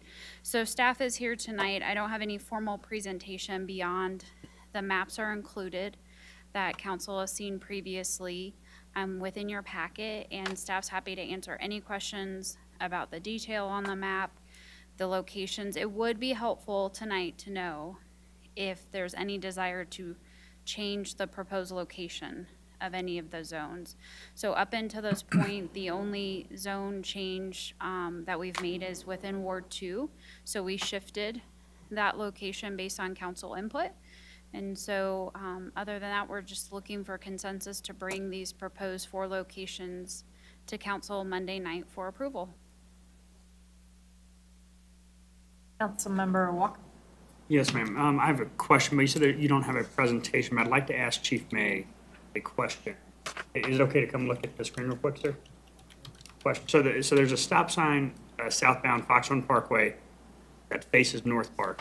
The shaded area is just Foxhorn Parkway running east and west. So that stop sign there that precedes the east-west traveling area. You want me to come show you? So.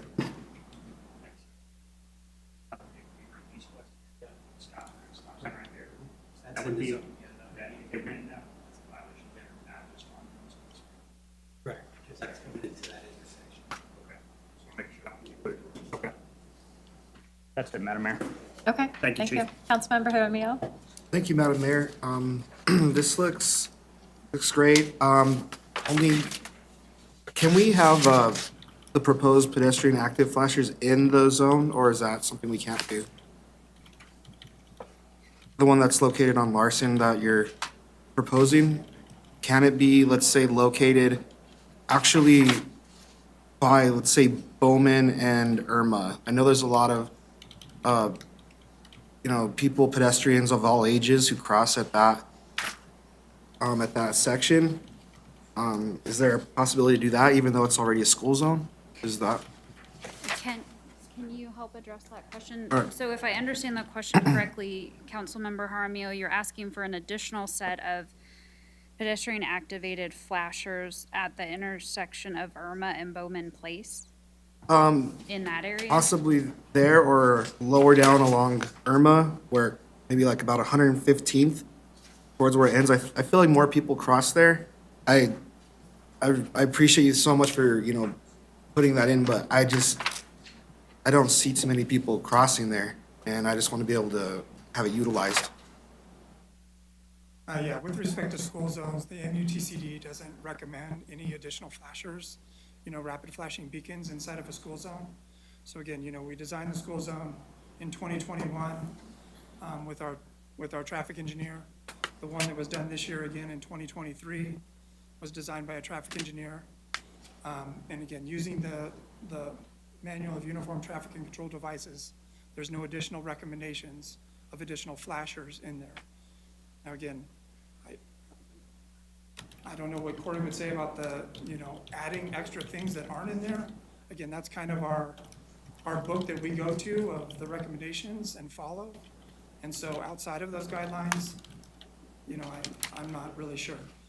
We had discussed during our Ward 2 meeting about placing those additional flashers that were on Community Center Drive that we removed and putting those down there in that other location, as that is not part of the speed safety zone or part of the school zone. So again, for the protection of those pedestrians in that crosswalk, we recommended, and at that time, thought you agreed to having those there. So, I would defer to Corey on anything if he could shed additional light on that. Otherwise, I'll just, go by what we go by as the MUTCD and everything that was prepared by a professional traffic engineer. And I guess the only thing I would add is we always recommend following the MUTCD because that is the national standard. And if we are following that and we get sued, that is essentially a complete defense to a claim. If we add things in addition to the MUTCD and it creates a potential for conflict, we don't have the same level of defense that we would if we were just following the MUTCD. So I'd at least start with that. If issues remain, we can certainly revisit it, but we have a much better position if we were to get sued if we're following the MUTCD to the letter. Okay, great. I just want to thank you guys for your due diligence on this and also the previous project with Thornton. Thank you both for that. And thank you for working with us to help make this really more impactful for everybody in North Glen and who utilize IRMA. So appreciate it. Thank you for your hard work. Mayor Pro Tem? Thank you, Madam Mayor. I just have a quick clarification question on the existing speed radar sign and proposed. So is that existing speed radar sign, is that one going to move to the proposed area? It's not going to stay where it is then? Is that what I'm understanding? In Ward 4. I know there's one currently there right now collecting data. Is that going to move to where the little red triangle is? There's two. There's two. So There's is that two going to existing stay? ones. So there's one outside of the zone. I see that. further Mhm. to the south, one inside the zone that we'll utilize, and then we'll add the additional one on the other side. Will there be 3? There'll be 3, and what we'll probably do, since we're ordering 2 for each ward, is look for a strategic area to place the 4th one somewhere along Melody as well. That was the only question I had. Thank you. Okay. I think it looks And great. just to clarify, I mean, again, you'll see the little black dots kind of representative of the, of the 5th slide of this one that shows, hey, beginning, the warning ahead, the beginning, the flasher, and then the end. We're gonna need to take a look at, signage from the side streets and see if that's applicable, because you don't wanna drop in on a side street from the middle of the zone and not really realize that you're in the zone. So we'll do some thoughtfulness around that, and see what kind of signage we need to prepare. But we didn't denote every single sign that is probably gonna go up on there. We wanted to do those kind of leading edge signs and again, what we presented in the past. But just know that strategically, we'll be looking at those side streets as well. Right, Councilmember Long? Thank you, Madam Mayor. But not quite. I'm looking at Ward 4, and I'm looking at the black cross hatching that you already have in place supposedly. It's already a existing school zone of that length. Yes, sir. Cutting over on 100th Place. We have signage there now. We do. That school zone was just done, I believe, a couple years ago, North Glen High School. Okay. With all due respect to my fellow council members, Ward 4 has the shortest red hatched here. Now, again, I'm just looking for equality in the designations. And the reason why this one was, and I don't know, it doesn't matter. We selected this area specifically just because when the school zone was in 2021, and there were some other council members on there, again, on the backside of Melody, there's a crosswalk that is heavily used by the students. Yes. But it doesn't qualify, again, using the MUTCD of a school zone. And so when we're looking at these safety-sensitive zones and what it means to have pedestrian vehicle interaction, then looking in your ward, look at parks and you look at where the interaction is. And again, you've heard some of the complaints about speeding in this area as well, even though we did, the reduction of the road diet.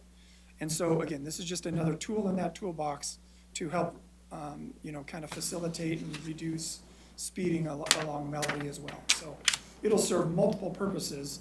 But yes, the zone, we did widen it as long as we thought necessary to make it impactful. So that's why it ends.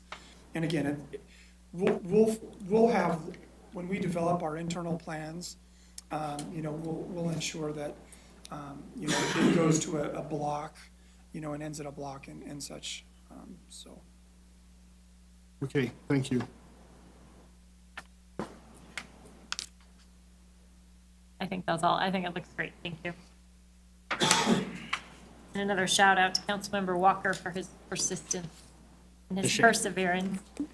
Shout out to the staff. Thank you, guys. You're welcome. Thank you for consensus. Great, sticking around? Next All right, two. next item, strategic planning approach. Take it away. Okay, so the memo before you outlines a recommended approach to strategic planning this year. We're recommending a full-day session on a Saturday, 8:30 to 4:30 p.m., a location at a city facility unless council directs otherwise. The goal is to hold this session prior to the budget kickoff in June of this year. And the reason being, so that way we can, based on any direction we receive from strategic planning, build that into the proposed budget work that will be underway. We're not recommending any outside facilitator this year. We did have $25,000. There is $25,000 budgeted in this year's city budget. But that was with the intent during the back in 2022, when we're working on the 23 budget, to do a full update of the strategic plan. And given that there is an election happening in the fall, it's recommended that we go ahead and move forward with wrapping up work that's underway, getting started on the projects that have not yet been started on, and then doing a full update with post-election. So doing that strategic planning with a facilitator next year. So council can talk more about what 2024 can look like through the budget process, but we're not recommending that you expend any of the $25,000 this year. We do envision that staff will be responsible for key content portions of the day, and recommending that the mayor and council, you provide guidance on what you'd like to see in terms of team building, and if that's something that council would like to take a role in. I do envision department directors attending this day and being part of making presentations depending on the content. So what is included midsection of the memo in terms of the vision for the day at this point, and certainly open to council feedback on this, is project updates, fiscal outlook, both short-term and long-term, integration of the community survey, that would be the resident survey that was debriefed with council, I believe, last year, and then the integration of the comprehensive plan, and then any other work that's underway that would help inform the strategic planning session. So I will stop there, other than I did suggest 2 dates that are down at the bottom of the memo, May 6th and then May 13th, and locations that I do know are available. And so looking for council feedback on strategic planning.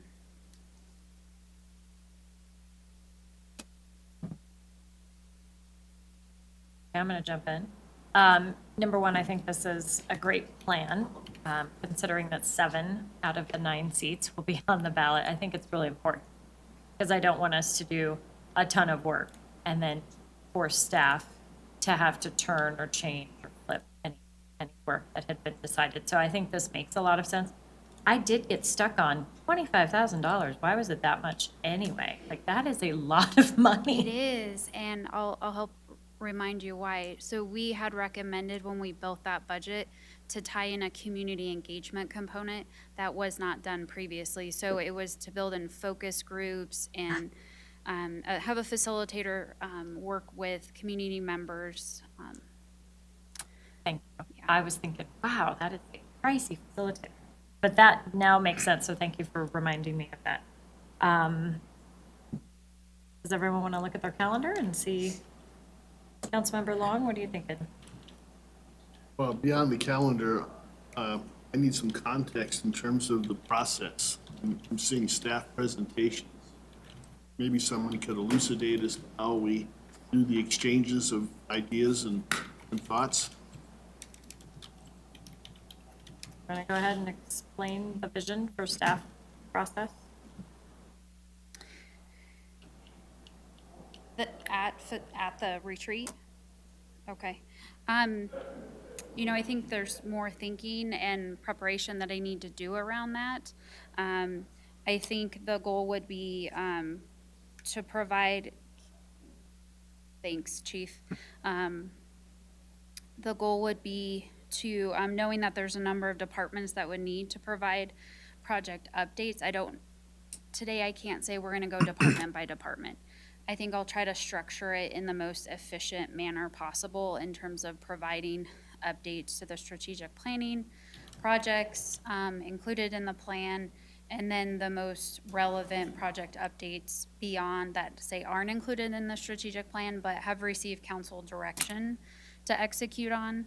So is that the type of detail you're looking for in terms of the overall flow of the day?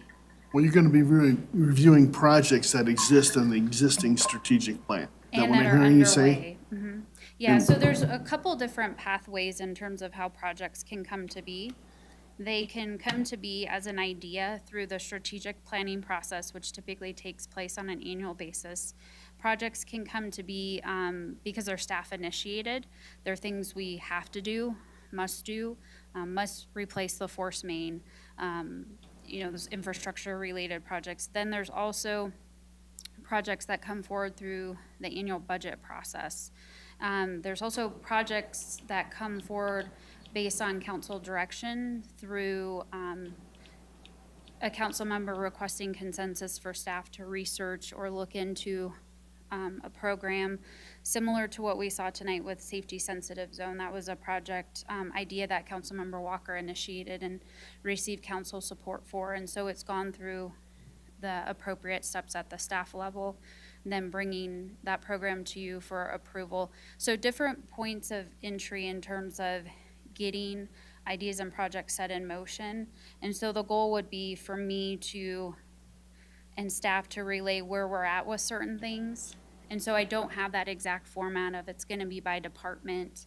But the goal of project updates is for you to be able to walk away from that Saturday and know where the big projects are at Okay. and the work that staff is So doing. this is more or less a progress report, and You where could there call might it be that. a budget constraint or something that we need to think more about in terms of adding more dollars to a particular project or something like this. Possibly, Yeah. I think it's really more of a progress Progress report, update. okay. Yeah, Okay, thank you. yeah. Councilmember Kondo? Yes, thank you, Madam Mayor. I'm just trying to get this caged in my head.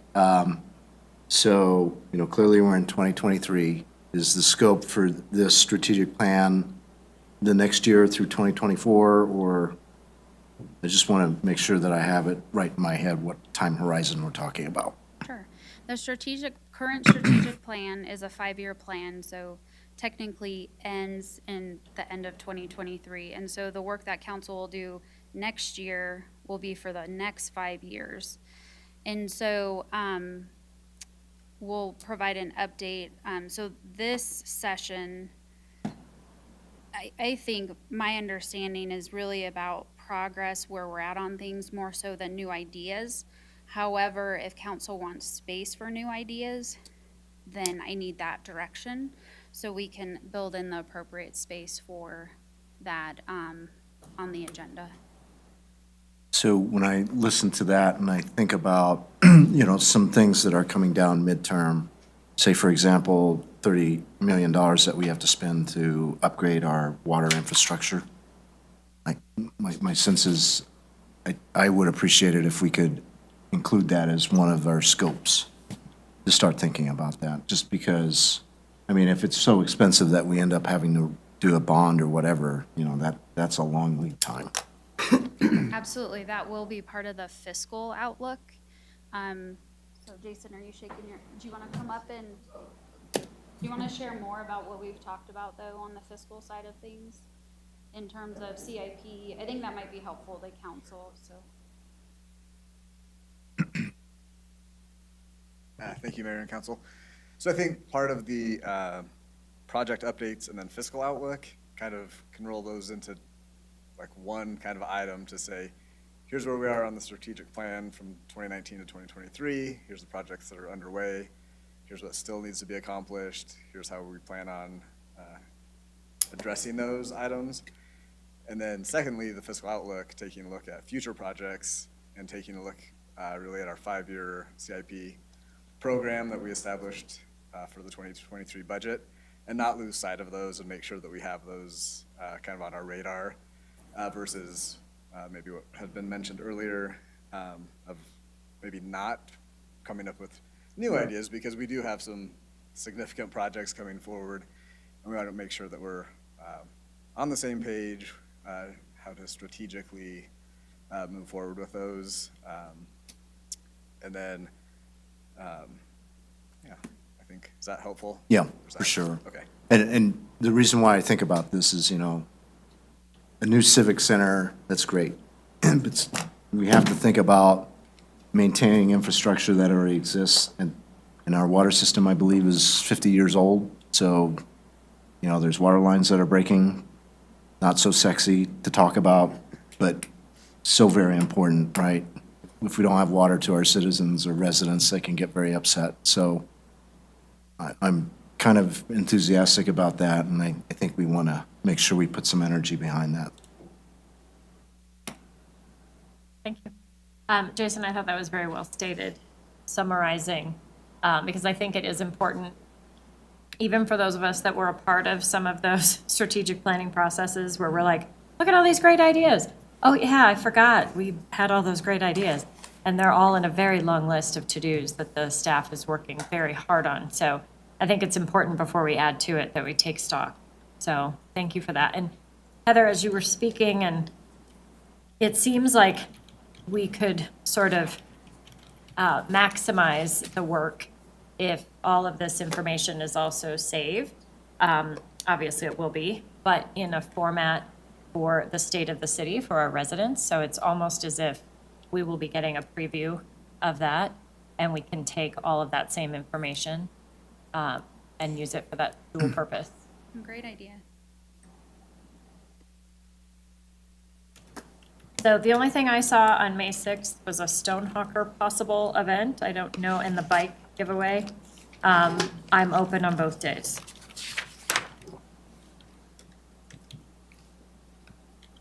I would be in favor of May 6th. Got a thumbs up for May 6th? How are you doing? Right now, as it stands, I may have to leave town for a business event on the 6th. So 13th, May it works 13th? better, but if it doesn't work better for everybody else. Either day is fine for me. Okay. I'm free both days. Okay.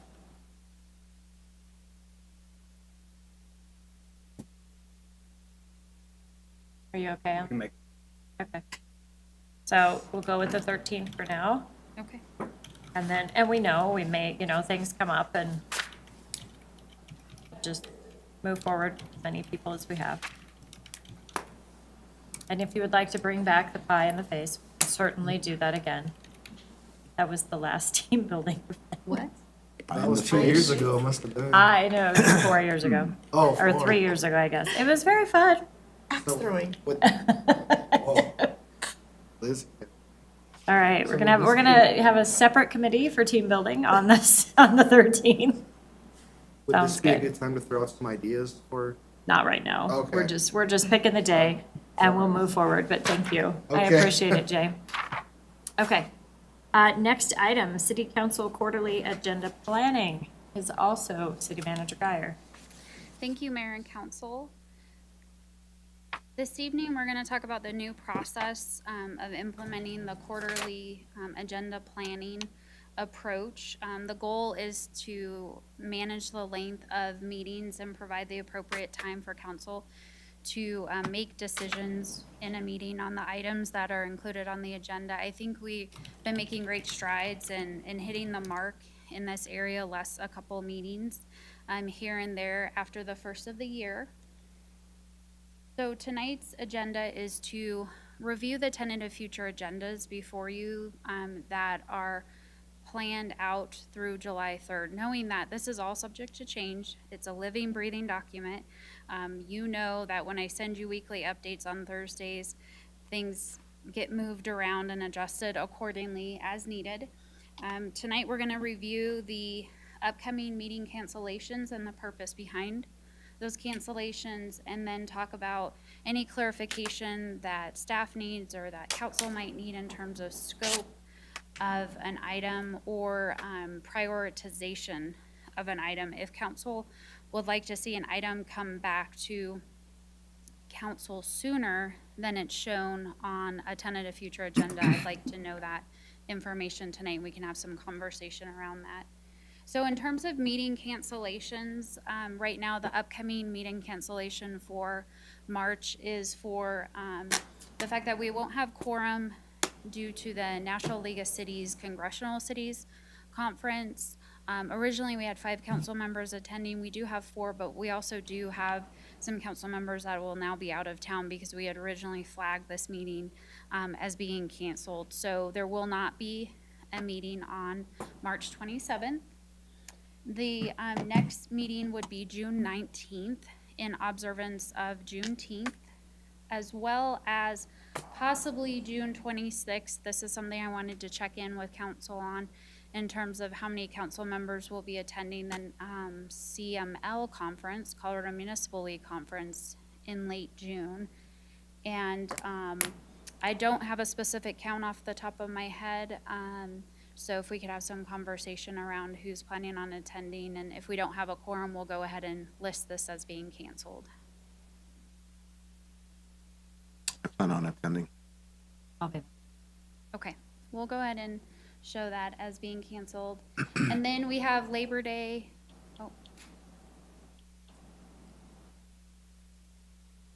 Mayor Pro Tem has a question. Sure. Sorry, it's just a quick observation. I noticed July 4th isn't on there, and there's 5 Mondays in July, but I assume that it'll be recognized or whatever, celebrated on July 3rd. I'm sorry, I missed. Okay, Yeah, I missed. that was my July, Okay. the July date because, July 3rd's a Monday. so July 3rd's a Monday. We'll have July 4th off. And so right now we have a meeting scheduled for July 3rd unless council directs otherwise that you'd like to cancel that if we won't have a quorum for that meeting. I think, so she's noticing that there's 5 Mondays. Would it be appropriate to take the 3rd as the 5th Monday and then do the 4 Mondays starting on the 10th? Does that make sense? We can do that. I think it makes Does that make sense that, sense I to mean, you? it sort of makes it a holiday weekend for a lot of people. So we'll do a special meeting. Being on the 3rd, being on a Monday. What is? And what's really interesting is my calendar shows it, that it's open. So, I don't, what There's is, a NACO annual conference. It starts July 21st and ends on the 24th. I don't know what that is. I don't either. On the council calendar? Yeah, Austin, Texas. NACO. I don't know what that is off the top of my head. Okay. Got it. Okay, so I think, it sounds like the proposal is no meeting on the 3rd, and then we do meet the following 4. So, Okay. Yep. That sounds good. and October does have a 5th Monday, which is the 3rd. And so we wouldn't normally meet on a 5th Monday. So we don't think so. Yeah. that's why Oh, these are that's not- cancellations, you're right. Okay. You are.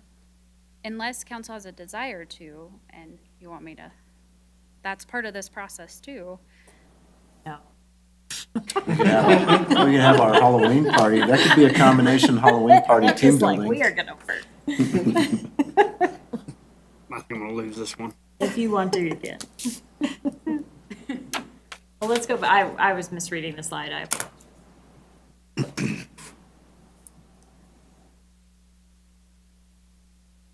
Okay, so we're gonna review the upcoming meetings. So you have, this is the point in the presentation where you just really wanna look at your 10 of future agendas. And then we can talk through if you have, I do have this slide of items not scheduled yet. And there are a couple pieces that have recently come up that timing wise I didn't make adjustments to this PowerPoint slide. And those would be clearly the parking issue brought up tonight. And then the healthy beverages ordinance that's not yet scheduled. I have a internal meeting with staff on April 13th. And so once I have a feel for the timing of that, Corey and I talked today, and I'll probably come back to council sometime in May. So really the intent with this flow is, I can talk through these items, but then really look at this document and provide feedback on where things are scheduled and if you'd like things to be moved around and. Can I ask a question? Sure. It's really more of a question to council. You just mentioned, and we're talking about agenda planning, and you mentioned the healthy beverage presentation, and I just want to make sure that all of council is on board with this work for everything that staff has to put together. I know there was some question at the end where it didn't have full support, or there was just more information in the packet, and I didn't know if you wanted to discuss that. I had a conversation with Councilmember Brown. She's not interested. Councilmember Goff does support it, so I just wasn't sure how much work we wanted to ask. I know there was some discussion about, I don't know, should we have another meeting, I guess, before staff moves forward? If council would like to have another meeting, we can certainly do that. I think what would be helpful is what would you like us to bring to you at that meeting? Right. Because the presentation was really thorough, but I don't know that we had an opportunity to discuss with staff what the impact really would be on the city. And so I know there were some, background questions of, well, could we do an opt-in? Is this going to be too much? Can we even enforce it? Is it really our role as a city? And so I don't feel like that conversation was finished. I'll speak. Councilmember Kondo, what are your thoughts? I don't really feel any strong compulsion to make the healthy beverage a high priority. In Navy terms, we would say slow roll it. And, perhaps let other cities deal with this issue first, and then maybe then we can have some precedents to look at it. Anyone else want to weigh in on that? I just don't want to ask staff to do things we're not like, woo-hoo. Okay, I'm not in support of any kind of punitive measures or mandates for businesses. I think this ordinance should stand on its own merits, and if it's such a great idea, we should do that without our enforcement. I don't believe it's our role. But from the presentation I got, basically they said this thing will fail unless we start handing out fines. So I'm not in support. I agree with you, everything. So, Tim, do you want to weigh in? I support the last two statements. Okay. I would say because I'm on the youth commission and these kids have been so passionate about this, I understand the premise, but as a business owner and, trying to do what's right for our business, that portion worries me. The only, I think, way I would support it is if it were opt-in, even though they did say it would fail that way, because, it's the punitive measures that I agree. I don't think we should impose fines or anything like that. So if there are a way to offer it and have incentives, as Councilmember Kondo had mentioned too, instead, like you can opt in and the incentive is, I don't know, we'll feature you on our website and say, hey, visit this restaurant, supports healthy kids, then that would be maybe one way to kind of mesh. Just throwing that out. Councilmember Jaramillo, do you want to weigh in? Yeah, I concur with Mayor Pro Tem. I think there's I really want to push that it's, it's for health, and I think that's great, I'm all for that. And I also agree that there should not be fines. I don't want to make Northland look like that's a bad look, I feel, as like fining business for that. That's a good look. So I think we should, like I said, the incentive of, okay, we feature them, like obviously like, we're doing this, they're part of this, and then it helps build their momentum, and hopefully other cities might get completely on board, but I can say I have 1 foot in, 1 foot out, great merit for what they're doing, but I don't want to say like, we're putting down fines because you're not a part of this, then so I think we could have another conversation about it, but the way it was presented, I don't know if that's like we should go in this proposed ordinance. I think pretty strong in telling what our business owners what to do. I think that's nothing to ask. So I'm not hearing support for an ordinance, which is where we left it last time, right? Now, staff direction to draft ordinance. That's not what I'm hearing. So how about, would an appropriate response be that the city drafts a letter and says that council, after further discussion and thought, I know quite a few of us continued to think about it. It's not like, we're just dabbling tonight. Like, we really did lean in and we support the merits of it. I think it would be a really beautiful program if the health department wanted to take the lead and maybe return back to us after some other municipalities have made a move. But I think at this point, it sits with the health department, and they can even run the incentives. And I think right now as Councilmember Kondo said, it's not a top priority right now, especially as we look at this huge list. So is there a way staff can draft a letter like that? Absolutely. I'll draft a letter from you and circulate it with council and express that, after further discussion, council supports the merits, but you're looking at something in the form of a voluntary program that provides incentives in an opt-in, hence the voluntary. And it's led by the health And department. it's led by the health department. Yeah, I think that's more appropriate. Okay, thank you for that. So, Yeah, thank you for that discussion and direction. okay, so then back to the agenda. Sorry, so that may shift. Now we don't have to find it. So these are the items that are not yet scheduled. Council, about a month ago, had requested, I believe it was after DA Brian Mason made a presentation to council, or during that presentation, that council suggested that there's a study session on the subject of fentanyl use and all of the things related to what we're seeing with the fentanyl crisis in Northland and our region.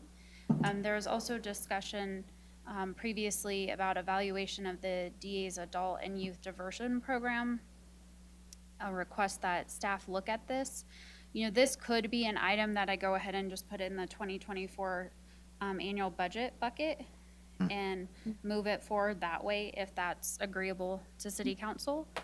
The Colorado Legal Services presentation, this is an IGA that Northland signed on to, and I'm actually having difficulty figuring out who is leading this effort at the county. Westminster really took the lead previously, so I have some additional work to do with this, but this is an item, the purpose would be bringing it back to you to ask council if you want to sign on to another period of time in terms of working with CLS in providing the eviction services that they've provided to our residents, which I know that there has been utilization.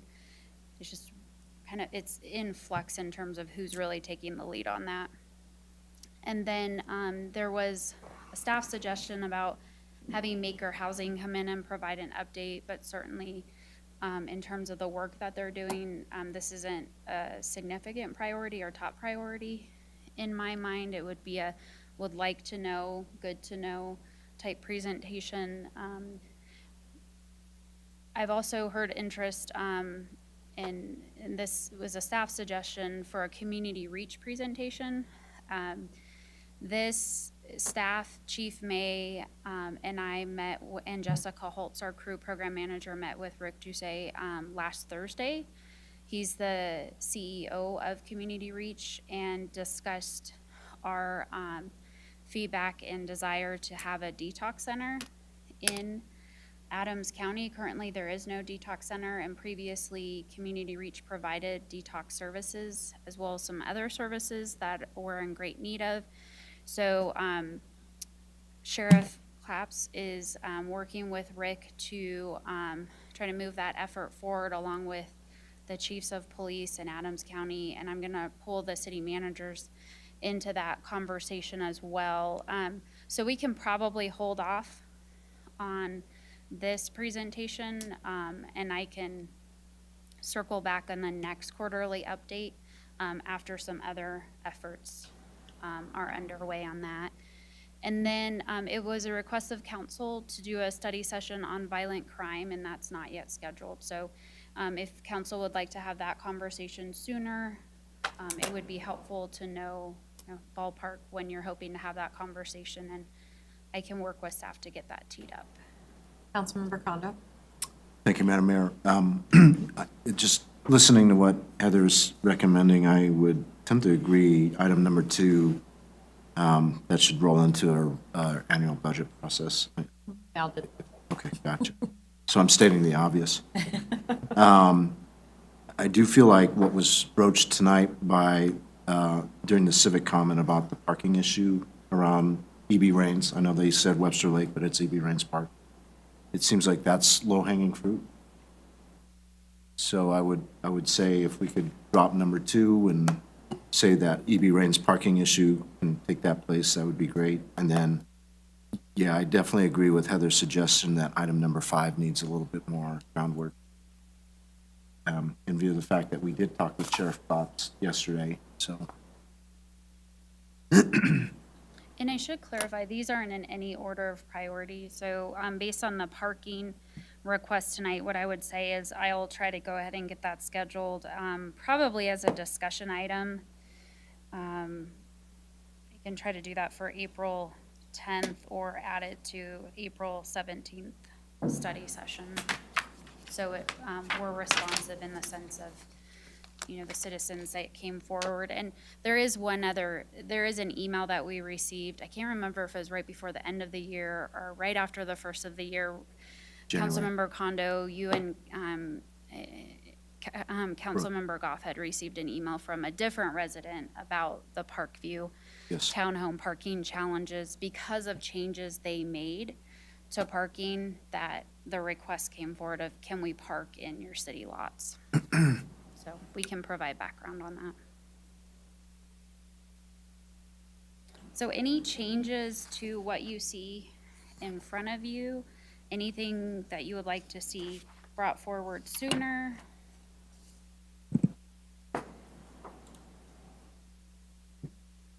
Councilmember Long?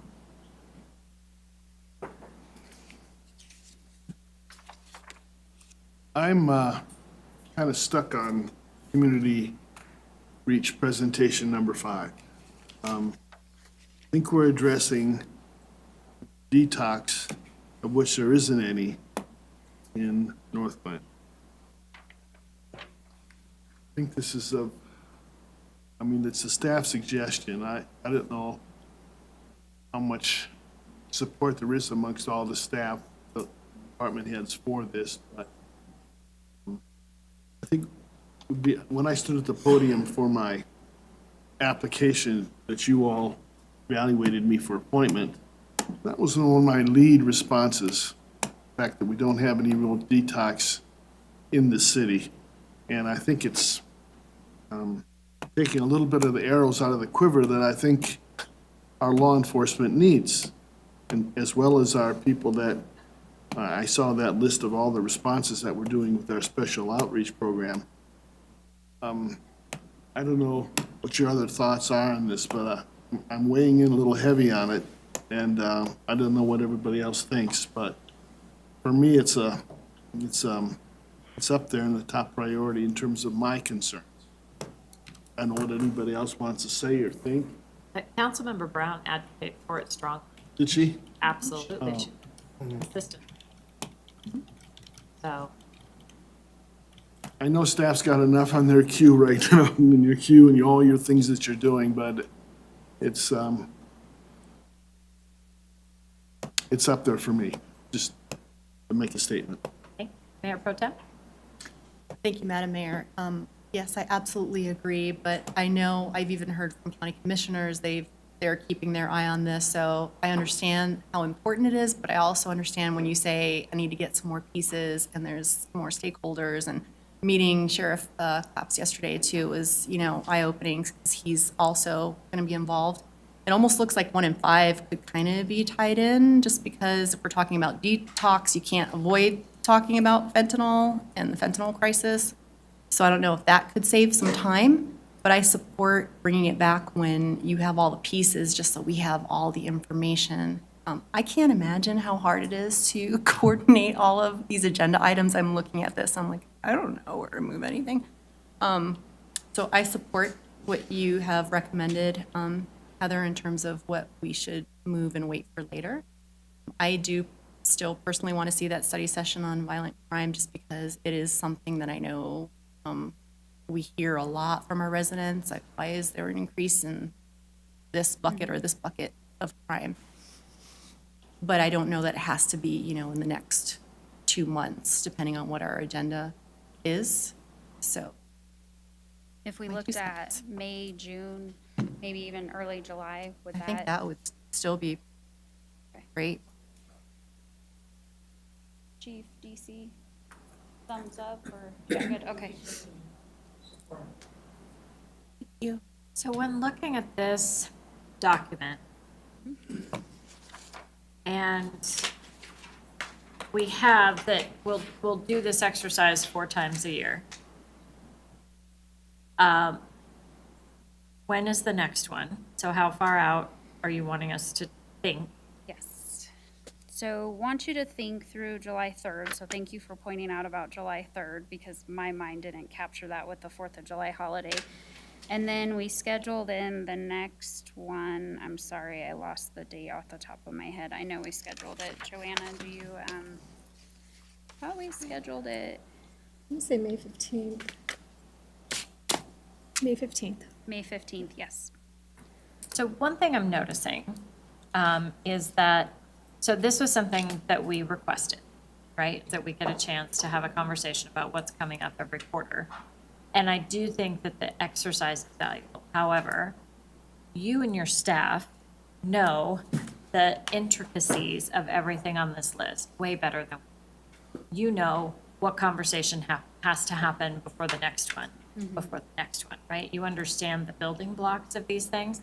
I think it is helpful in this type of presentation, maybe to do this, right? Bring us, here's some things, help me prioritize these items, but not necessarily, because I don't think this body is able to look at your future items and help you schedule. Because I'm looking at some of these, and for an example, the council ward redistricting, my sense is that can't happen till the next census.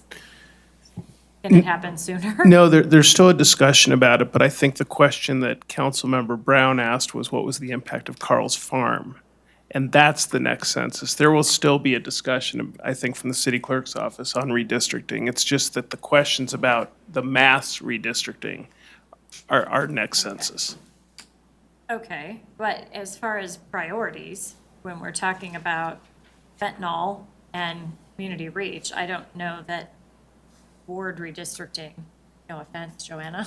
I was going to say, I'll defer to the city clerk. I know, I'm so sorry. I know your name's next to it. I don't know that you're like, woo, I can't wait to present. But the, trying to balance out the priorities, I think, I don't know if there's a way. I see that Some additional pieces have been added, right? Like orders, that's really helpful, so that we don't think, oh my goodness, we have to tackle all this in the next month. It is paced anyway. But how, I guess my question to you is, how can this exercise be helpful to you and not just make things worse? Thank you for everything you've said. The way it would be helpful is when I show a slide or two like this, you give me the feedback that you've given me. The piece that I've directed you towards this list, that I need clarification on, and I think we're almost there in terms of the next step, the solution, is if there's an item scheduled that, so you delegate agenda management to me as manager. If you don't like the timing of when something's scheduled, even though I've gone through the work with staff and you're like, no, Heather, I still want to hear this item sooner. I think we need to have a conversation about, is that even possible? Because in the past, what has happened is I've scheduled items and then I get emails of, hey, I'd really like to have this sooner. And so even though I've gone through the steps of behind the scenes working with staff and spacing things out, if there's that desire, I need to know desire and timing sense of, is this urgent, high priority, medium priority, low priority? Because here's an example. If I took items based on as they come forward, the parking issue would be put in queue with other items. Now, Councilmember Walker, provided clarity in terms of what his expectation and timing is from my perspective. So in order to provide each of you responsiveness in an equitable manner, so as not to be perceived as favoring one council member over the next, it's important that there's consistency in how items are scheduled and brought forward, which really is me saying, is there consensus on where we're at, knowing things can shift, so that I'm effectively executing on agenda management? Does that help? It's an art, not a science. So I could work with slides like this, but really the piece is for each of you, is there anything that you see, any passion topics or items that you've brought forward? Or what I can do is start capturing any of those items and putting them on a slide themselves and just listing where they're scheduled to help synthesize, so you don't have to look at the document itself. Maybe that would be the helpful piece. I mean, I think it's fine looking at the document. I just wanted to make sure that this exercise is helpful for you, not a hindrance. I do have a couple hands. Councilmember Jaramillo? Thank you, Madam Mayor. Just from the conversations we've been having with, everything that has to deal with homelessness, drug addiction, I think we do have to put, fentanyl, detox, counseling, all that stuff. I think that's really our remedies instead of some other legislation that's coming up. I feel like we should really concentrate on that. I feel that's how we're really missing out on community reach not being here anymore. I went on a ride along with Sergeant Shubin. We reached an individual that had to be sent to detox, and it was, all the way in Denver. So it's like, that's another, complete inconvenience too. I think that should be the high priority, is really that, and I think that's really the stem of what's a lot of our issues that are happening in our city. So I think that should be our high priority. In regards to wards rearranging, I think that should be low on there. I think we pretty much have it. I don't know why the growth of Carl's Farm, why that would change anything at all. It's been Ward 2 since it was changed the first time. I don't know why. That seems like that's the only reason why it changed. I don't understand why. It just kind of seems like it's already there. Like, why change it? So I think that's really low on the scale here. Everything else, I kind of fit towards the middle. I mean, if somebody else wants to really tell me more about the passion they have for these other ones, just the ones that, I mean, obviously violent crimes and the DA, of course, it's very compelling, obviously, but I think we can really address fentanyl detox counseling. I mean, if someone could help me, like, what's going on in the building there now where Community Reach used to be? What's there now? I couldn't tell you off the top of my head. That would be a better question for Rick Doucette.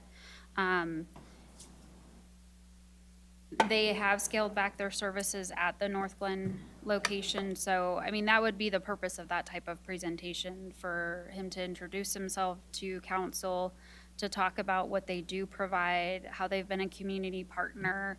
The detox piece is significant, so, you know, I think I've gotten the direction I need from council on that piece in terms of moving forward the next steps with the sheriff. And then I like the suggestion about packaging it with fentanyl. And then I'll talk with staff internally about timing of what that looks like. But yeah, I mean, Councilmember Jaramillo, that would be a question to ask them. Okay, great, thank you. Councilmember Condo? Yes, thank you, Madam Mayor. So I am looking at the agenda items, and maybe I can provide a recommendation to create more space. Now being the new representative to the Rocky Flats Stewardship Council, they're going to be doing a tour in June. So with all due respect to Kent, for the March 20th meeting, perhaps maybe we can move that into the future, and maybe even use the opportunity to tour Rocky Flats in June as part of that Rocky Flats 101 education. So that frees up 30 minutes. And then, I would only say no next week, done all the work. Yeah, I would say. I don't know, Kent, how do you, That's, I would the say packet's let's- already turned in, let's so do I this. wouldn't, I wouldn't Yeah, I take that. appreciate the effort. Yeah. But I would say we're there, and we've Okay. moved this Yeah. twice already, so. all right. I'm just trying to lower the I know, number I of would the push-ups. last, because personally, I could pass on the cats. I could too. So the future items to be scheduled, I think is Okay. a lot. I'll schedule All right. But I will also try. think, my understanding is that we're not gonna go through this Okay. item by item and help Heather arrange it. You're talking As about our this section right employee, here. she does Yes. that. And so, but I think what she's asking for is, she got feedback on this slide, and then if there's anything that we see in the next quarter that we're unhappy with the timing of, we reach out to her. That's what Gotcha. I'm hearing. Okay, I yield. Does that make sense? Yeah, that's Okay. exactly, yes, That's what I heard. thank you. Okay. Great. Thank you. Okay, so we're good Anything to else go on that? based, Yeah. okay, thank you for the feedback you provided. Yeah, we're busy. Okay, final item, public invited to be heard. This is an opportunity for public comment. Statements are limited to 3 minutes per speaker. Comments must be related to an item previously addressed by council during tonight's meeting. Is there anyone in the audience who would like to speak to council? Yeah, come on up.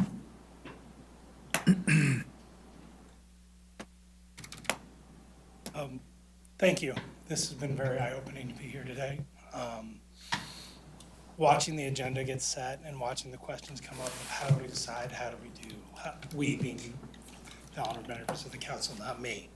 As a citizen, what I see it from the citizen point of view, which is the purpose of government is the concession of power and for the provision of protection. So issues of safety, issues of liberty, issues of comfort. I think we saw those tonight with the violent crime, the fentanyl, this piece coming through, the liberty. I can't park next to my house.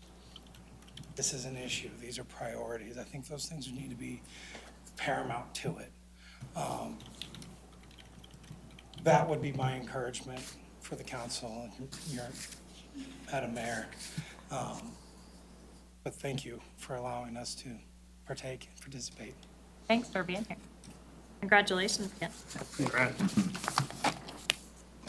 I will entertain a motion to adjourn to executive session pursuant to Section 4.5D of the City Charter for legal consultation and advice regarding potential Justice Center design and construction issues. Motion to adjourn to executive session. Second. Any discussion? Nope. Please open the vote. The vote is open. Please vote.